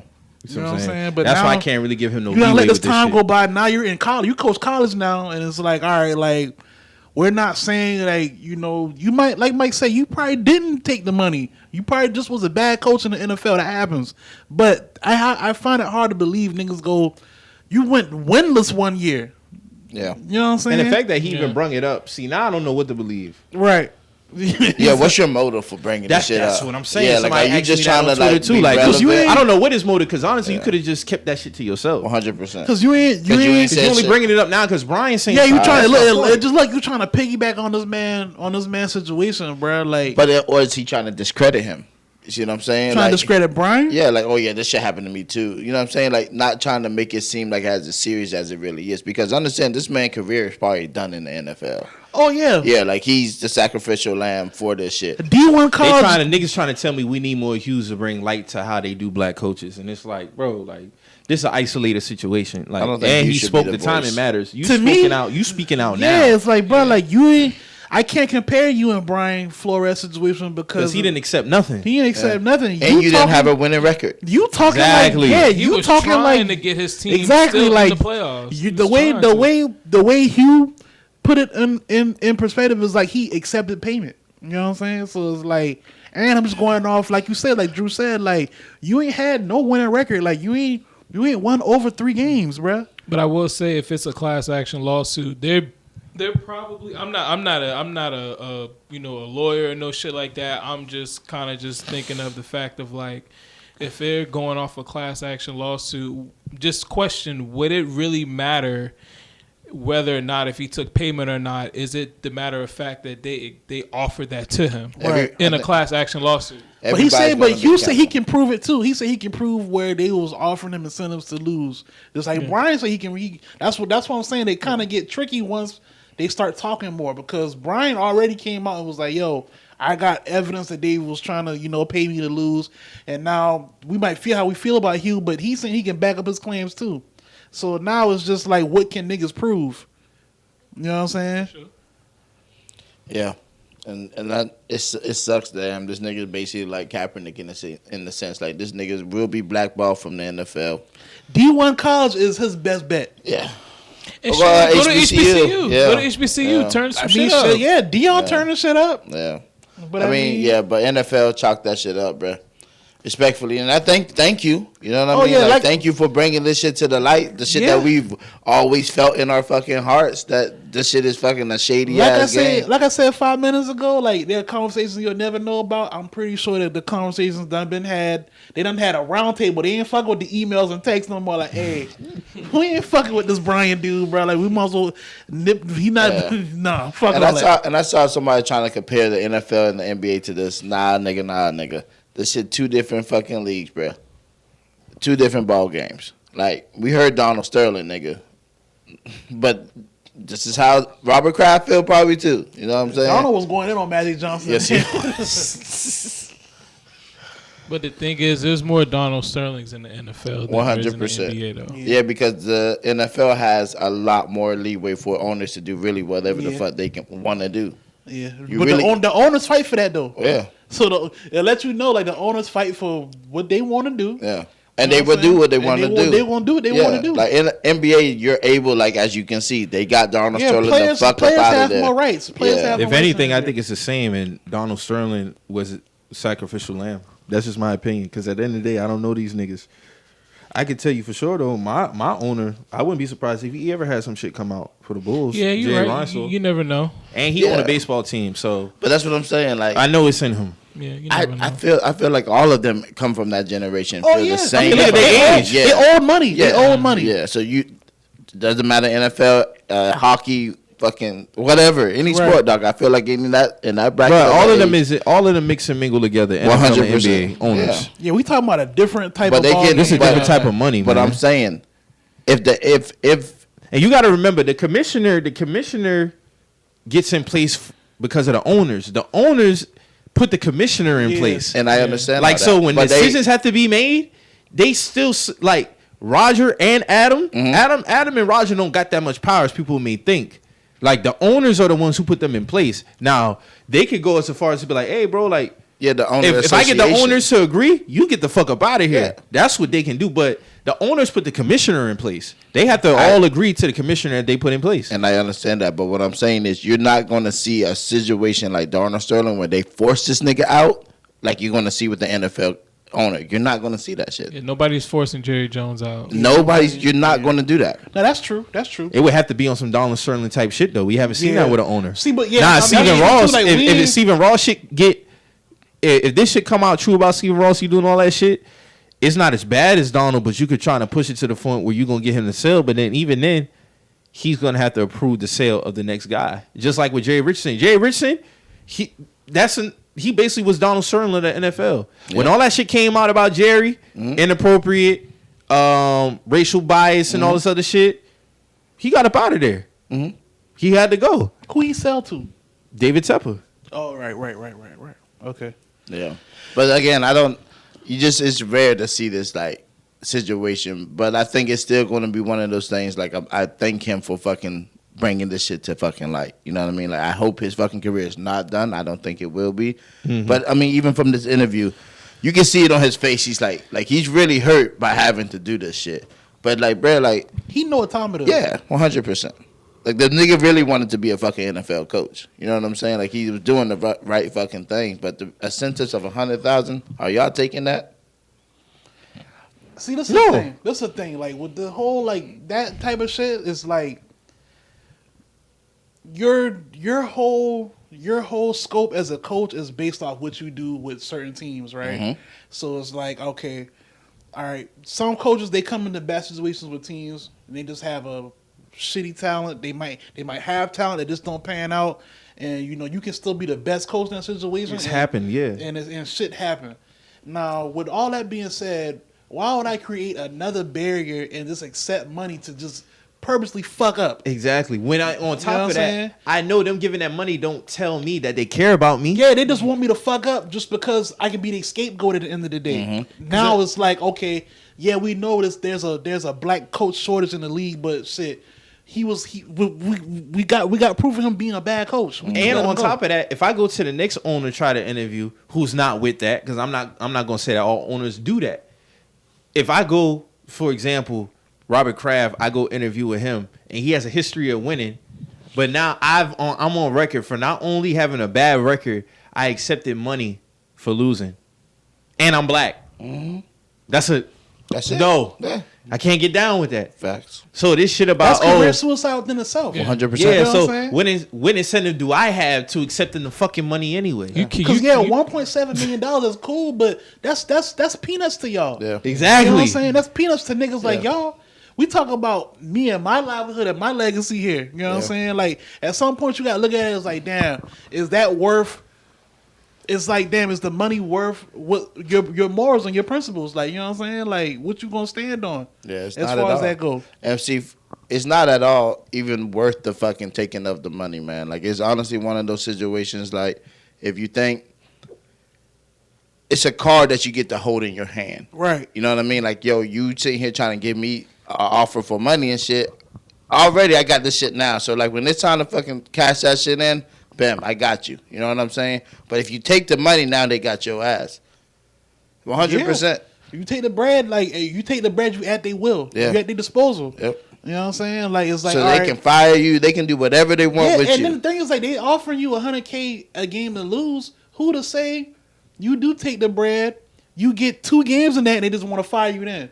Now you only got $200K out of potential $1 million. Because you don't determine the time. Because you don't determine. You just accept the payment, initial payment. Facts. You know what I'm saying? You can start 0-6 and boom, yeah, you out. You don't got no protection besides you losing. Yeah. You know what I'm saying? So it's That's like, it. because as a coach, you can still get fired regardless. So it's just with like the winning record, and you see with it. the winning record, you can get fired. So it's just like, it's a lose-lose. Yeah. So now you got to stand on your morals. Then There you go. You have no choice. You got no choice at all. Because you might not even get the full season to get your payment, to get your incentives. You don't got that in your contract. Say, I got to keep you here for the whole year. Because then how you going to look trying to file a lawsuit against them because you didn't get your full incentives for losing games? Nigga, you look dumb. You look dumb as fuck because you accepted that. At that point, you made your bed, and it don't give a fuck how they make you lay in that bitch, bro. Like, they gonna throw your ass in that shit. They don't even gotta tuck you in that motherfucker. Yeah. You there. Like, just there. Yeah, man. Hopefully Blind Flores gets another job, though, man. Yeah, definitely. Let's get into some NBA shit, man. Shout out to this cognac because this shit's snapping right now. Like, I ain't even gonna cap, Drew. We just had a trade with Portland and Clippers. Norman Powell, Rob Cove going to the Clippers for Eric Bledsoe. Who else? Eric Bledsoe and like two other role players. Yeah, so these niggas definitely preparing for PG and Kawhi. Like, they really putting some pieces and that was off back. of the Reggie Jackson Rucker Park game. Oh game winner. yeah. So they beat y'all, and then they got better than y'all. Yeah, Norman Powell's a good pickup for the Clippers. He'll be a good. He's a good wing player.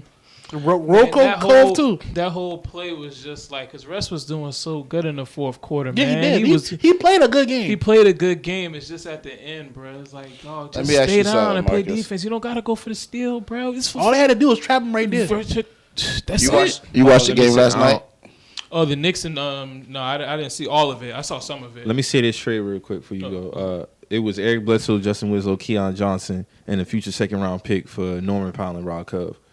That made the Clippers better. Yeah. Norman Powell. Especially when they get Kawhi and PG back. Yeah. I think it's curtains for the West. Based off what they did last year. When them boys come back. Yeah.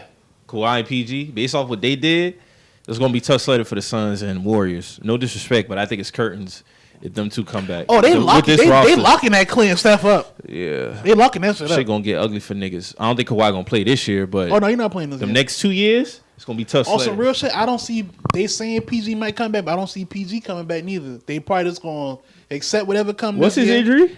He had a sprain or something in his knee too.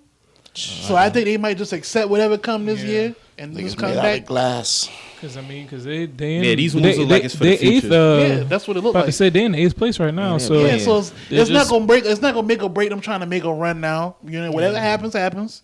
We just know this October coming up.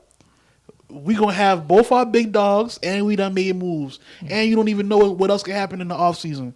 Sure. Yeah. But going back to what I was saying with Drew, I was like, bro, it just. No, what was you saying? No, I was just about to say, like, I watched the game. Yeah, I saw some of the game. Mike, you see it? Mm-hmm. I watched it. The Knicks suck. They're really garbage. Them niggas was up 2020. Nah, the first half was crazy. Like, Julius Randle was going crazy, bro. Fucking Maple Mamba. He was going crazy as shit. The Maple Mamba. Yeah, bro. He was getting busy, but then they got walked down. He had a career high too. I saw that coming, to be honest with you, though. You saw it? Yeah. They walked down. That third quarter was fucking nasty. But to be honest with you, the Lakers do a good job of walking teams down. Yeah, they be losing, but they do a good job of walking teams down. We'll definitely come back on your ass. They'll come back now. Yeah. A 20-point lead ain't safe for the Lakers. Nah, it ain't. But these niggas just, I don't know. That way you get 9 minutes, you can do a 14-point run. You know I just know they fan base is fed up with a lot of shit. They fed up with Vogel. They're more fed up with Vogel than they are Russ. I can but why they How you feel doing about this, Frank man, Vogel, bro? Marcus? I mean, with Frank, it's when it comes to the coaching, from what I've been seeing, I think it's probably going to be Bruh last year. I don't think Bruh makes it to next year. You think he done after this season? I think he's done after this season. It doesn't depend on how far y'all go. We're not going to go that far. When y'all get him, 2018? Yeah, 2018. I mean, he delivered y'all a title within his. Yeah, he got us a title. Yeah, he got us a title in this run. But I just think it's probably we're gonna want to search for a new voice. That roster was different too. Who though? Who do y'all get? I don't know because it's not the coaching, man. I mean, the whole roster construction. I feel like it is part coaching. There's no Rob Kalinka tweets threads, essays. He needs to be held accountable like too. it'll never be nothing on Rob. It's just vocal. Because Rush. you was key part in making a lot of these roster moves. You just okayed be up in the everything. box. You just be up in the box chilling. Like You just okayed everything. Everything that LeBron and them say, yo, let's do this. Like you just okayed it. you never put your foot down. But see, that's But you the had a thing. lot to say about Magic though. Magic didn't do his job neither. But you was Yeah. on Magic ass about not doing his job. But you ain't doing your job neither. But see, this Magic is, wouldn't have had this roster looking like this though. I can't say that. No, I'm saying the roster. I want to say that. I want to But say I'm that, saying Drew. the roster that he would have had. he would current have shook place, shit up earlier. That's what I'm saying. I'll give you that. He would have been Melo Melo would've never- made Man, the changes. he picked Nick Young over D'Angelo Russell, bro. Like I can't really, I That's can't. fair. That's fair. I That's can't, fair. Yeah. But I don't think bringing on Melo, bringing on some of these players that they brought on. DJ. Yeah, like I don't see Magic going for shit. Like he would go for a youth and a shooter over Right. fucking bringing old impossibles. Like He ran with the formula, like not developing. We gonna get any stars. Magic did the same thing. So it's not.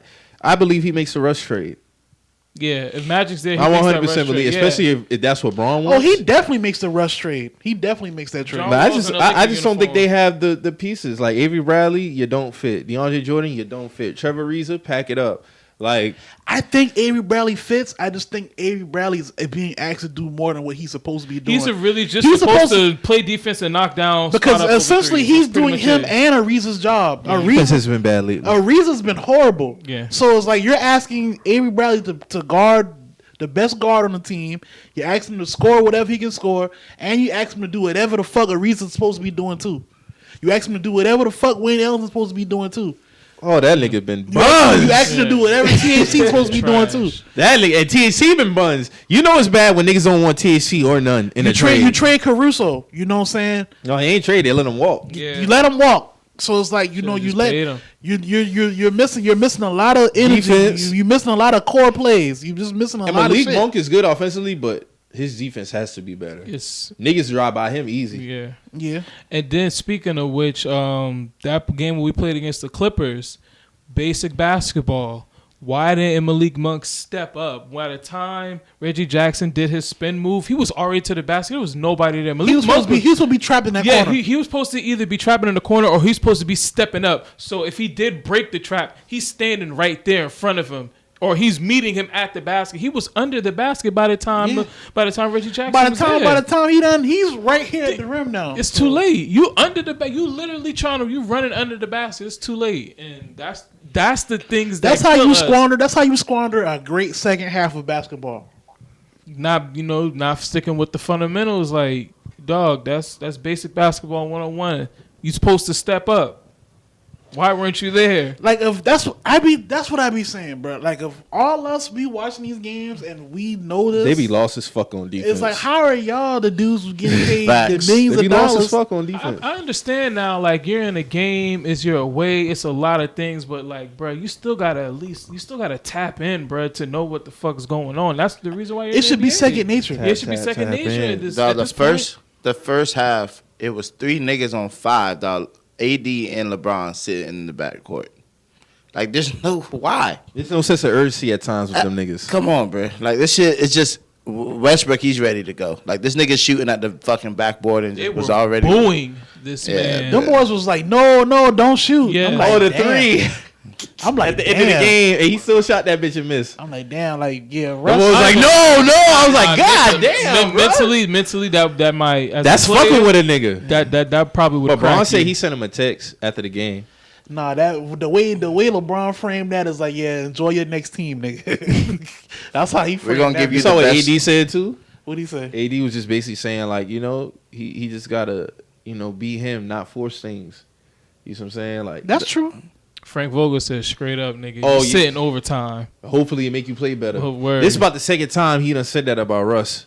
Because the Because the first time he said when they, he be right to the point. It's no long. It's like, yeah, why did you bench Russ at the? Oh, why wasn't Russ involved at the end of the game? I went with players who was gonna. Oh, I thought was gonna win. Real shit though. Straight up. Damn, I respect that. I respect it. Not when you just lost to fucking Bobby Smurder the other night. Like, nah, bro.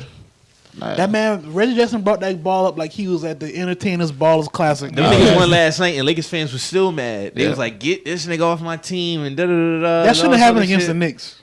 No, it's all around bad. But they pretty much they stuck with the roster they got because obviously nobody trading nobody. I don't Trade think deadline is what, Thursday? Yep. Yeah, I don't think there's anybody on any other teams that would want a piece of the Lakers. Like, I really can't think of any. Who's a valuable asset that they would? Hey, Or man. who are you trying? What team is trying to get rid of somebody? Nobody's that bad? taking Russ contract. Where on the That's what street is, Palinka making calls and niggas is forwarding them shits. So it is what it is. You stuck with that for this year. You stuck with that. That's what's going down in the Lakers front office. So what we think about the Sixers fiasco, Brooklyn fiasco, James Harden possibly getting traded for Ben Simmons, probably another player. What we think? I think right now, I don't think nobody should make no moves. I don't think Brooklyn should give away Harden right now. You risk losing him in free agency though. We're at All Star. It's either. I mean, he's gonna test free agency regardless. Yeah, I'm about to say he was gonna test that regardless. But I'm saying it's still a risk. If this still a riff, there was a report that came out yesterday said that KD want him to stay, Harden wants to stay. My boy, he be tapped in. He said that shit cap. There's some issues going on in the locker room. I'm gonna say this though. I was smoking by myself the other day, and I was just thinking about a lot of shit. And on some real shit, I don't think Kyrie want to play with James Harden.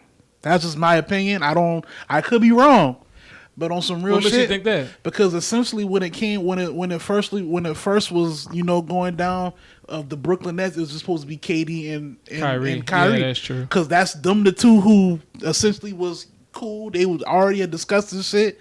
So when we get to the beginning of the season, all of a sudden you got James Harden trying to insert himself in this situation. I'm pretty sure because we ain't heard nothing. Did we hear anything about the vaccine before that shit happened with Kyrie? What you mean? As far as him not wanting to be vaccinated and do all this other shit and be a part-time player as they trying There to was lay no on. vaccine when that trade happened. But what I'm saying is there was never no rifts in Kyrie playing. That's just what I'm trying to get to. Oh, so it's like when Harden came, that's when the vaccine play came about. I don't think that No, the vaccine with the Van-Dates didn't happen until last year summer. Yeah. Okay, and when they put him in Harden place. came when? He came October 20. Well, he came January 2021. The vaccine was barely out. The vaccine had just dropped December of 2020. But then there was the mandate for The mandates didn't vaccinated- come until last year. This before the season. I don't know, man. To me, it's looking like somebody don't want to play with somebody. It could be that now, but then no, because they would have had to sign off on that. I get it. They was, an injury away from from sweeping the Bucks. Like, I understand all that. But at the end of the day, It's just unfortunate because they only played 16 games together.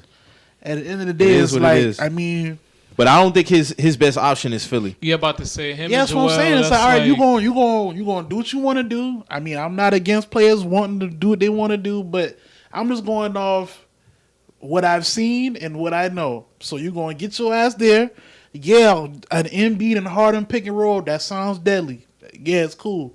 But you're not going to convince me that you being on the team with KD and Kyrie is a lesser choice to winning the championship than you being on the team with Embiid. And I know y'all gonna have to let go some pieces to get you over there with Embiid. So you're not gonna tell me that that's your better chance. I think the better chances with him and KD because I'm putting Kyrie over here for the simple fact that he's part-time. Now, if I'm James, I'm staying. Only off of KD though.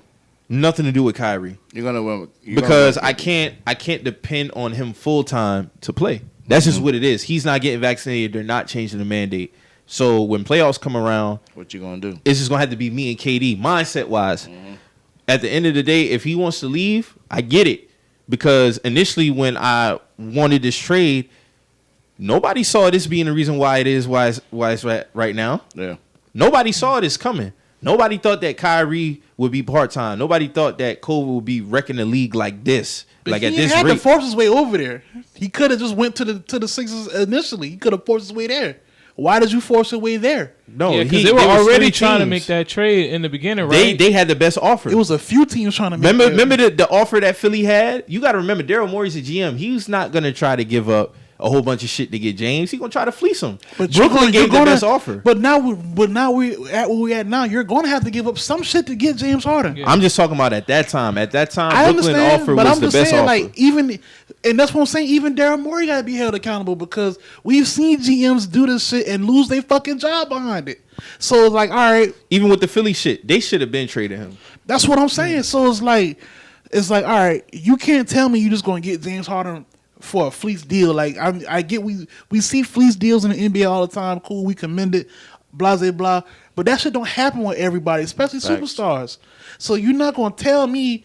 As Daryl Morey, you just thought you was gonna get Harden on a stupid discount because you think people still believe in Ben Simmons? No, I don't think it's a smart move to even make a trade at this point in the season. Like if we're at All-Star weekend next weekend, you see what I'm saying? Like that doesn't make sense. March come, that's crunch time. That sounds good, but we not in these locker rooms. Yeah, but you're not gonna restart Brooklyn's team with a. Now all of a sudden, niggas, I've been in spaces, niggas telling me Ben Simmons is a better fit. I'm telling you what niggas is saying. He's a better fit than Harden? All of a sudden now, yeah. How because he doesn't have to score, he can just facilitate. And that's true too. That could be true. But what I'm saying is, even with this 6-game losing streak the Brooklyn Nets on now, Harden's still putting up at least 8 to 12, 14 assists a game. So you're not gonna tell me that he's the better fit when I know if I got James Harden, he can still drop those assists and still give me buckets. And give me buckets. Right. And you know what niggas love to leave out? They looking at it from a standpoint, KD, Kyrie, and Simmons, right? He doesn't have to be the scorer. But the fact remains that trade happens, that man's still only playing away games. KD's hurt. So who's gonna have to score, Ben? All right. Thank you. Because who's to say who's gonna have to score, Ben? How KD's hurt. We don't know when he's gonna be back. All right. Well, right now, and if he's gonna come back and be healthy. I look at the whole picture. I look for what it is, and I'm not saying James is absolved from any blame. The way he go about certain things, 100%, he needs to be held accountable in that. Mm-hmm. He's frustrated because he came to a situation where, me, KD, Kai, we supposed to run this shit up. Shit happened. We've only played 16 games together. We never seen a big three of this magnitude only play 16 games together. And so it just looked. Go ahead. My bad. No, go ahead. No, I'm just saying it just looked funny to me because, bro, y'all just every team goes on losing streaks, bro. We ain't heard. I wouldn't panic. That's what I'm saying. It's like now y'all going on a losing streak. Y'all still a finals pick. Yeah, regardless of seeding. You know what I'm saying? So it's like y'all go through one losing streak and now we hearing about all this disgruntled shit. Now you never liked living in Brooklyn, but you wanted to go there. See, and I saw his post game interview the other day when he addressed that, and his biggest thing was, I'm frustrated due to COVID injuries. It's nothing about me living in Brooklyn, and I'm just strictly frustrated because we're better than what our record says due to COVID, injuries, chemistry, shit like that. That's what he said. And he said, if it ain't come from me, it's not true. I'm not trying to leave Brooklyn, none of that, whatever the case may be. Because even when I talked to my boy, he was like, they have a rift, but it's nothing like, oh, he want to leave. Because he's going to test free agency regardless. Yeah, that's just because he rightfully so. Yeah, he's never been able to. I'm not against that. I'm not against that. But from a basketball standpoint, I think the other side of the scale is Kyrie being part time. But for me, it's like I'm gonna choose KD over Embiid. That's just me. Yeah. Yeah, of course. Yeah. I'm gonna choose KD over Embiid, and wherever Kyrie fits into that mold, cool. But how they team is constructed right now with KD being out. You running with Bembry and them guys. They was able to maintain one of the top seeds, shit like that. He got his own little petty injuries and shit like that. I just don't think it's smart for James to get traded, and I don't think it'd be. Even when they feel like he's gonna test the market, it wouldn't be smart for Brooklyn to trade for Simmons. No. I don't think so. Not for what their team is right now. For one, I ain't seen Ben Simmons this season, so I don't know what the fuck he look like. Well, I don't know what the fuck he got going on. I just don't know. Like, it's real shit. It's funny, but it's real shit. Like, I don't know what the fuck he coming in. Hey, to be real, and I promise you, I'm just speaking from a basketball standpoint. If I'm trading anybody, it would be Kyrie Irving. Yeah. Due to the part-time shit. Yeah, it doesn't serve a purpose to them if you don't play out well to get the home court advantage in the playoffs. What's the point of having him here? I'd be 5 and below. Yeah, see what I'm saying? Seed wise, because I'm gonna have more games on the road. Yeah, than at home. And then it's gonna be a. If I was a trade, he would be the one I would trade. I That's wouldn't trade Harden though. Yeah, you gotta trade Kyrie. It's the biggest liability because if he's not gonna budge on the vaccine shit. Because at Not the at end this of the point. day, what seed are they at? They're like at a 6, Six. 7, Six. But like from It's 4 to 8, it's like so one locked game up. Yeah, that's what I'm separation. saying. It's It's like- like they can very well be 3 seed by the end of this week. it's true. But for them, it's like you got to think about a scenario: Game 7 at home, you can't play. That's wild. That is wild. That's crazy. And like But that's what I'm saying. You gotta have and this that's how it would fall, but, bro. but that's what I'm saying. Fall. And like, and I was in a space the other day, and people was laughing about it. I'm like, yo, it's funny until it's your team, because if Kyrie and Zach LaVine is killing Game 6, but we have a Game 7 in Chicago on Saturday, But we know we about to smoke these niggas. He ain't playing. like, bro, like, and we fought our ass off to win Game 6. All right. But you can't play Game 7. Like, it sounds funny when it ain't your team. Exactly. And I was talking to a Lakers fan. I'm like, bro, if AD was just only playing road games, y'all kill AD already now. Y'all telling me y'all be cool with AD only playing road games? Knock it off, bro. We need you every game, bro. I need you every game. Chemistry matters. 20 plus 15 boards. Come on, bro. And Kyrie is him. That's why I feel like if this was Joe Harris or somebody, nobody would give a fuck about Joe Harris only playing road games. But you Kyrie for a reason. Now, with that being said, my mindset, if I'm James, I'm going to just have to accept that, and just, when KD get back, bro, we do what we do and try to, because it's not like we can't get this shit done. We just going to have to condition our mindset to, yo, we got to just run this shit, bro. That's just it. Okay, From a basketball standpoint, because Embiid is playing at an MVP level. Cool. But KD is better than Embiid. They got to knock out his highlight tapes, though. but this is the real question, though.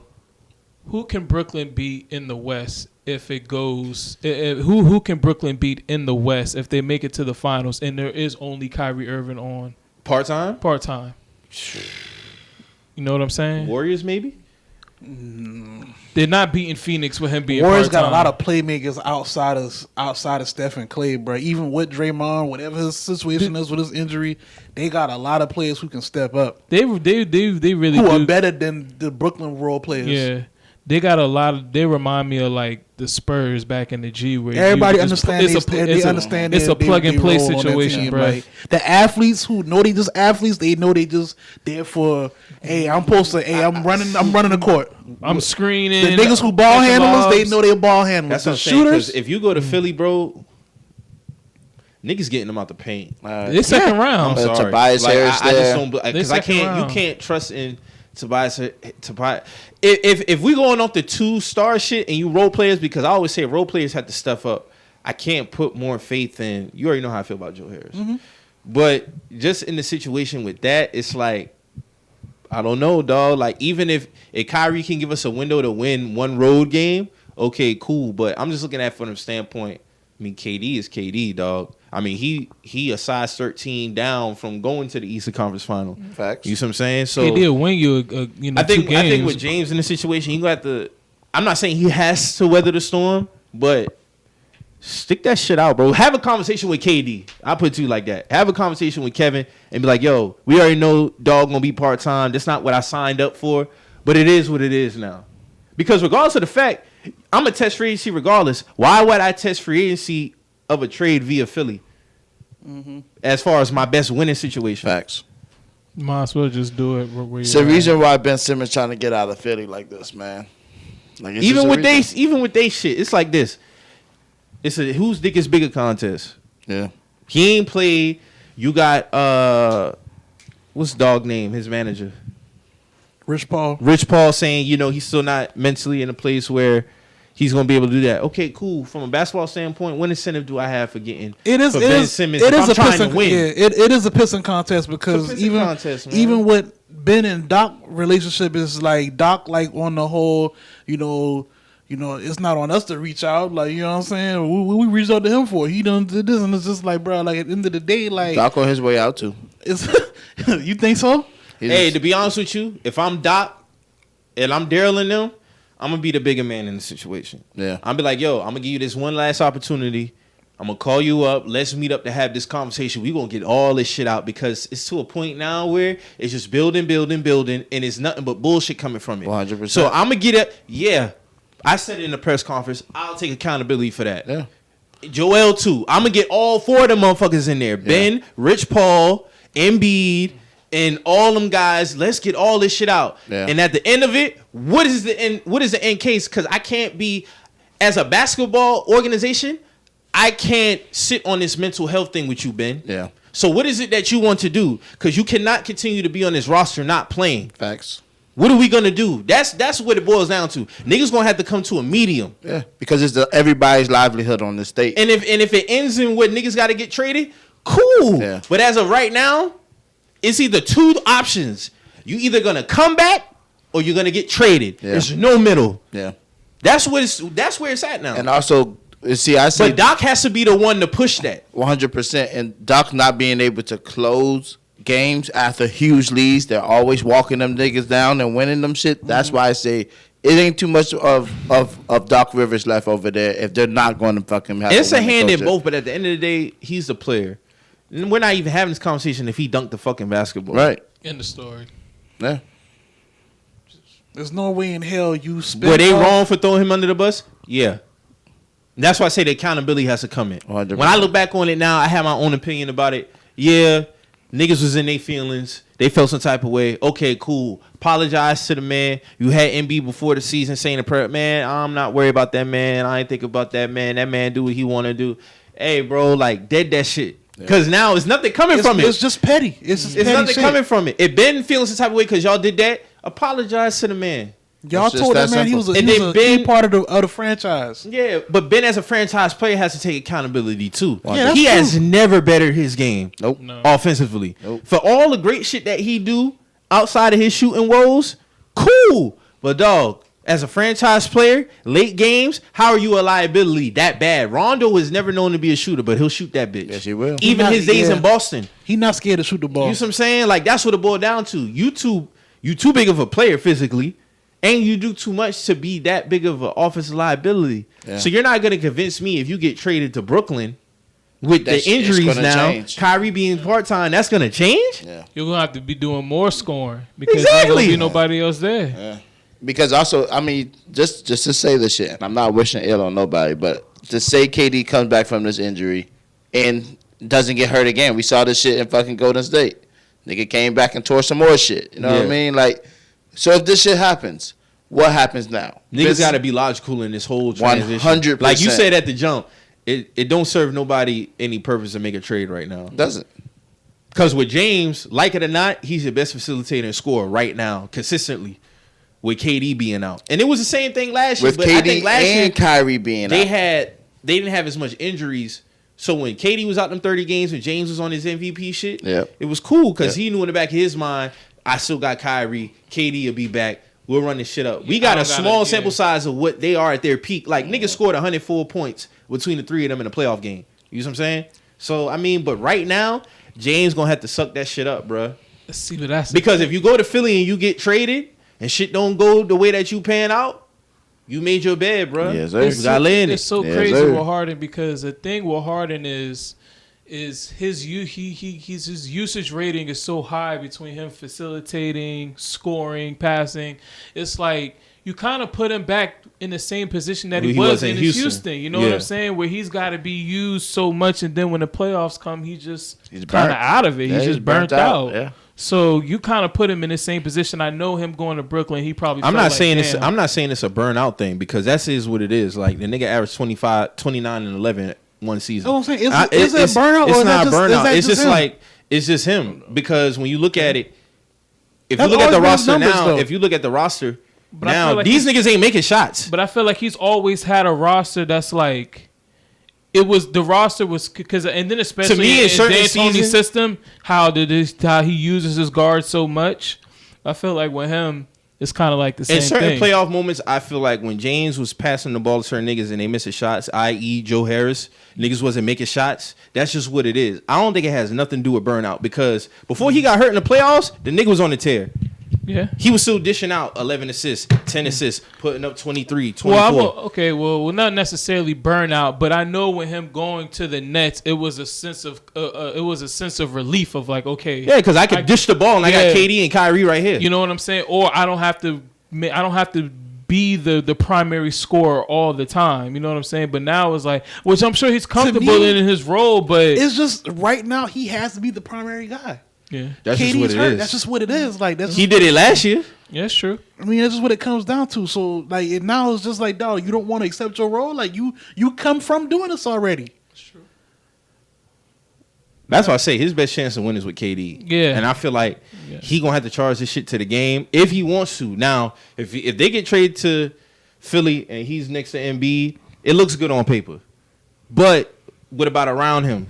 That also goes. Are you trading Seth Curry in that deal? Are you putting Thibault? Like I asked y'all yesterday, it's not gonna be a Ben for Harden. That's what I'm saying. Like that. that's what I'm saying. Like they're gonna give up Thibault or Seth or both. Yeah. So it's just like, bro, what are we even doing now? Because now I'm gonna be real. KD come back, and you done traded Harden, and you got Joe would be back too. You got Joe back. You in a situation where you traded and you got Seth and Thibault I'm about to say on the Nets. with Kyrie, They better. They still good. And Ben won't have to score. And Ben won't have to score. Yeah. Ben can drop 15 assists a game if he want to. So it's just Embiid, Harden, Tobias. Who else? And Maxey. yeah. Maxey, Tyrese. Yeah.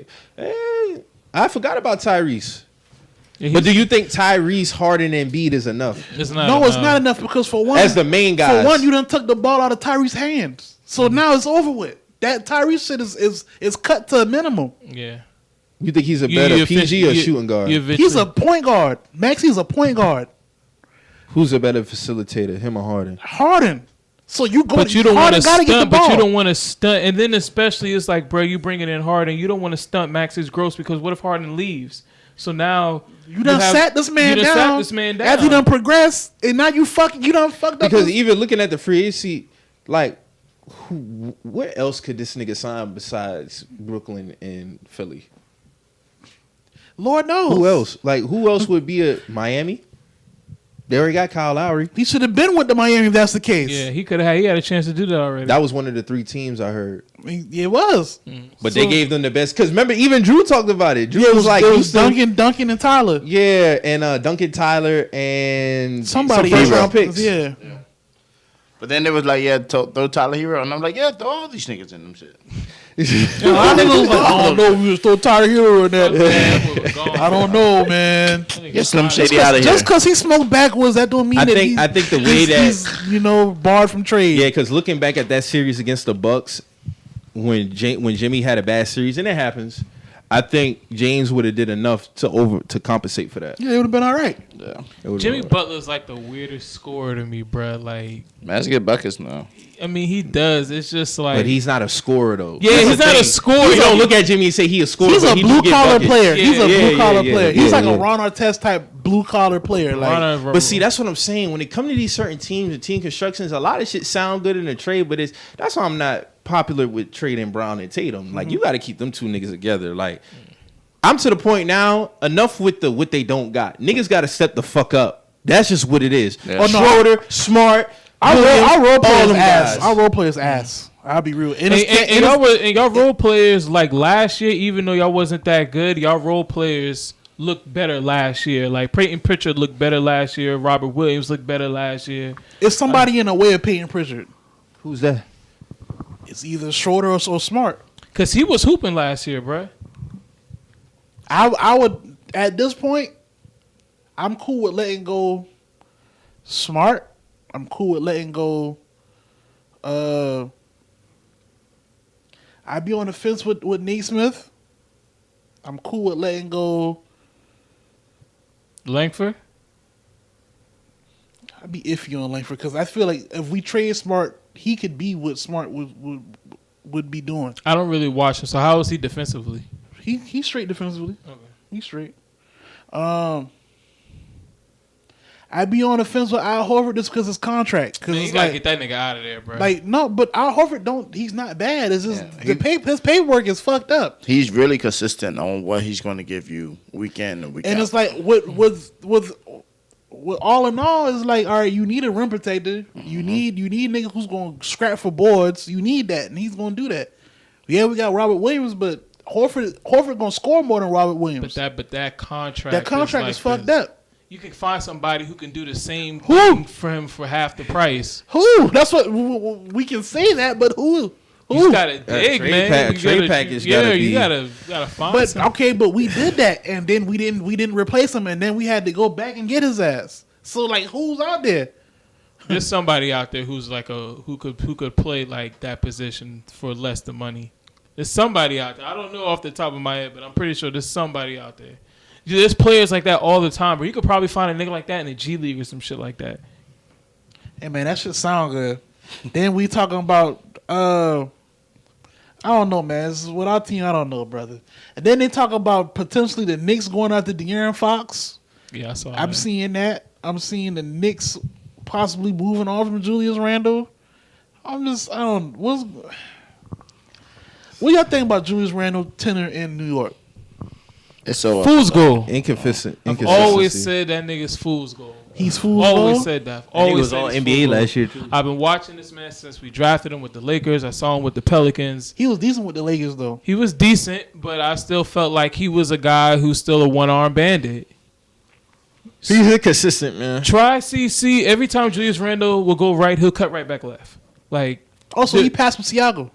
yeah, and he doesn't really have a good like. He can't really put the ball on the floor like that, and they have him playing a lot of high posts. He bring the ball up sometimes. Bringing the ball up, but it's like, bro, you don't really have no type of package in the post or even in your face-up game. The only thing you'll do is just drop your shoulder, try to create some space, shoot a hook shot or some shit like that, or maybe you might shoot a three. But for the most part, you really don't got nothing in your game to like. If you were to face up on a nigga, you don't got a bag to go into. If you were to be on the block. You don't have a bag to go into. You kind of score the same way, the same time, all the time. A lot of shit is. We saw that last night. Put backs, tipping, shit like that. Yeah, he's gonna get those, right? And that's cool. But as far as being one of those elite fours that you could like, all right, I'm gonna give the ball to Julius Randle on the face up or on a block, and I'm gonna see him, get us a bucket. That's rare, bro. I mean, it happens sometimes, but it's not automatic. That's not a key part of his It's not game. a key part of his game. He's a. So you feel like he depends more on his athleticism to get on through, or He depends more, on his athleticism, his body. He's not really he's not really polished. He's not at all. See, and I think this is the reason why Knicks move away from him now, because you're going to be able to get a good package back for him. But they got Toppin there who can damn near. He's on his way up. Still raw as fuck. Yeah, Like raw. yeah. No, he is. But again, no like, development. but it's also it plays. He gotta develop his It plays a part with He'll have to get traded. Kimba lacking, which we've always seen this shit. Fucking RJ, he's not consistent at all. They traded for Cam Reddish and they got him at the end of the bench. You got him at the bench. You see what I'm saying? Like it's a lot that I feel like Julius feel like, yo, if nobody else gonna do it, I'm gonna do the shit. So that's why he's bringing up the ball. Is that coaching as well? This Then nigga shooting threes and shit. Could be. I was about to get to that. I was talking to my brother and I was like, bruh, because I was watching. I think it was the Mavs when the Mavs and the Knicks played, and I was like, bruh, Tom Thibodeau to me is like probably one of the most overrated coaches of all time, bruh. For one, Niggas love that boy. I don't know why. One, you ruined Derrick Rose's career. Right. Like every player that you get, you ran him into the dirt. You pretty much run him into the dirt. You're not really like a good offensive coach. You know what I'm saying? Like, don't get me wrong. You're a good coach as far as defensively. He's a good defensive mind. Yeah, good defensive mind. You'll get players to commit to your style of play and things like that. But at the end of the day, you really don't give nobody no range as far as what they can do, what they really can do. And I feel like he hinders a lot of players like that. I mean, I felt like he almost got to put Derrick Rose in every team because like you owe that nigga that. You know what I'm saying? You fucked that nigga career up. You owe that nigga that. He loved He kind of was on that path in Minnesota with D'Angelo, like not really letting him do what he wanted to do. And the T-Wolves of they looking decent. They the bottom of the West. No, they still at the bottom. I don't even think they won 10 games yet. They might have won 10 or 12 games. I swear the T-Wolves is like in seventh place, bro. I thought they was on the nice little streak. Yeah, bro. The T-Wolves. I know they was at the Anthony bottom Edwards of the has West. been balling. I know he's been balling. I don't know what D'Angelo Russell's doing, but I know they've been balling. Have they been winning these games? I don't know. I don't follow them like that. But yeah, the T-Wolves are in seventh place. yeah, What's their record? They're 27-25. When the fuck that happened? Yeah, they've been balling. They've been hooping. They've been nice. They've been nice all Anthony year. Edwards been doing this thing. They never really D'Angelo- got off no crazy streaks, but they've been balling. Mm-hmm. Yeah. They've been really consistent. Man, one team, the Grizzlies, man. The Grizzlies are looking. They're looking like that young team that's ready to make some noise right now. Niggas not liking that Grizzly shit too. Yeah, they're not. They was dumbing out last night when they played against the They kicking niggas ass. Yeah, I forgot what team they was playing against, but John Morant did a nice ass pass, gave it to Zaire Wilson. He threw it. I think Bane is what John Morant needed on his team. I think he's going to end up replacing Dylan Brooks. But I think Dylan Brooks is hurt. Once Dylan Brooks come back, that's an even more of a. I mean, but at this point, what do you do with Bane? Do you bench him again when he's already established that he's a starter now? Or do you let Dylan work his way back in? I have to let Dylan work his way back in because you don't want to mess up the chemistry right saying, now. The chemistry is really good. At this point, Bane is starting shooting guard. Mm-hmm. Because you don't want to mess up the chemistry because it's rolling right now, bro. And to be in third place with that young of a team, they rolling. And if they can keep it, even though we see a lot of young teams in the past end up start like this, but they don't never finish. So we'll see what happens, but they got a good thing going. They're the best. They're the best young team out there right now, hands down. Yeah, man. We'll see what comes from all this shit, man. We got anything else when we get up out of here? Nah, man, I'm good, man. I just want niggas' teams to be good, man. My teams. I feel you, man. We'll see though. Trailer deadline this week. We'll see. So shout out to everybody doing their thing in the city, of course. Shout out to all the supporters. Everybody always holding us down. The usual. Big up. Big ups to everybody, man. Everybody doing their thing. Big ups to the Do Work Media roster. We got Bar None back. Yes, we sir. got Southern Hospitality. Still doing anything. We got Hospitality Queens. Yes, sir. Champ Podcast. Yes, sir. You know what I'm saying? Shout out to the roster, man. Yeah, man, big up. So, like we say every week on here, man, if you hear anything that gets you in your feelings, always remember. We just the messengers. We out.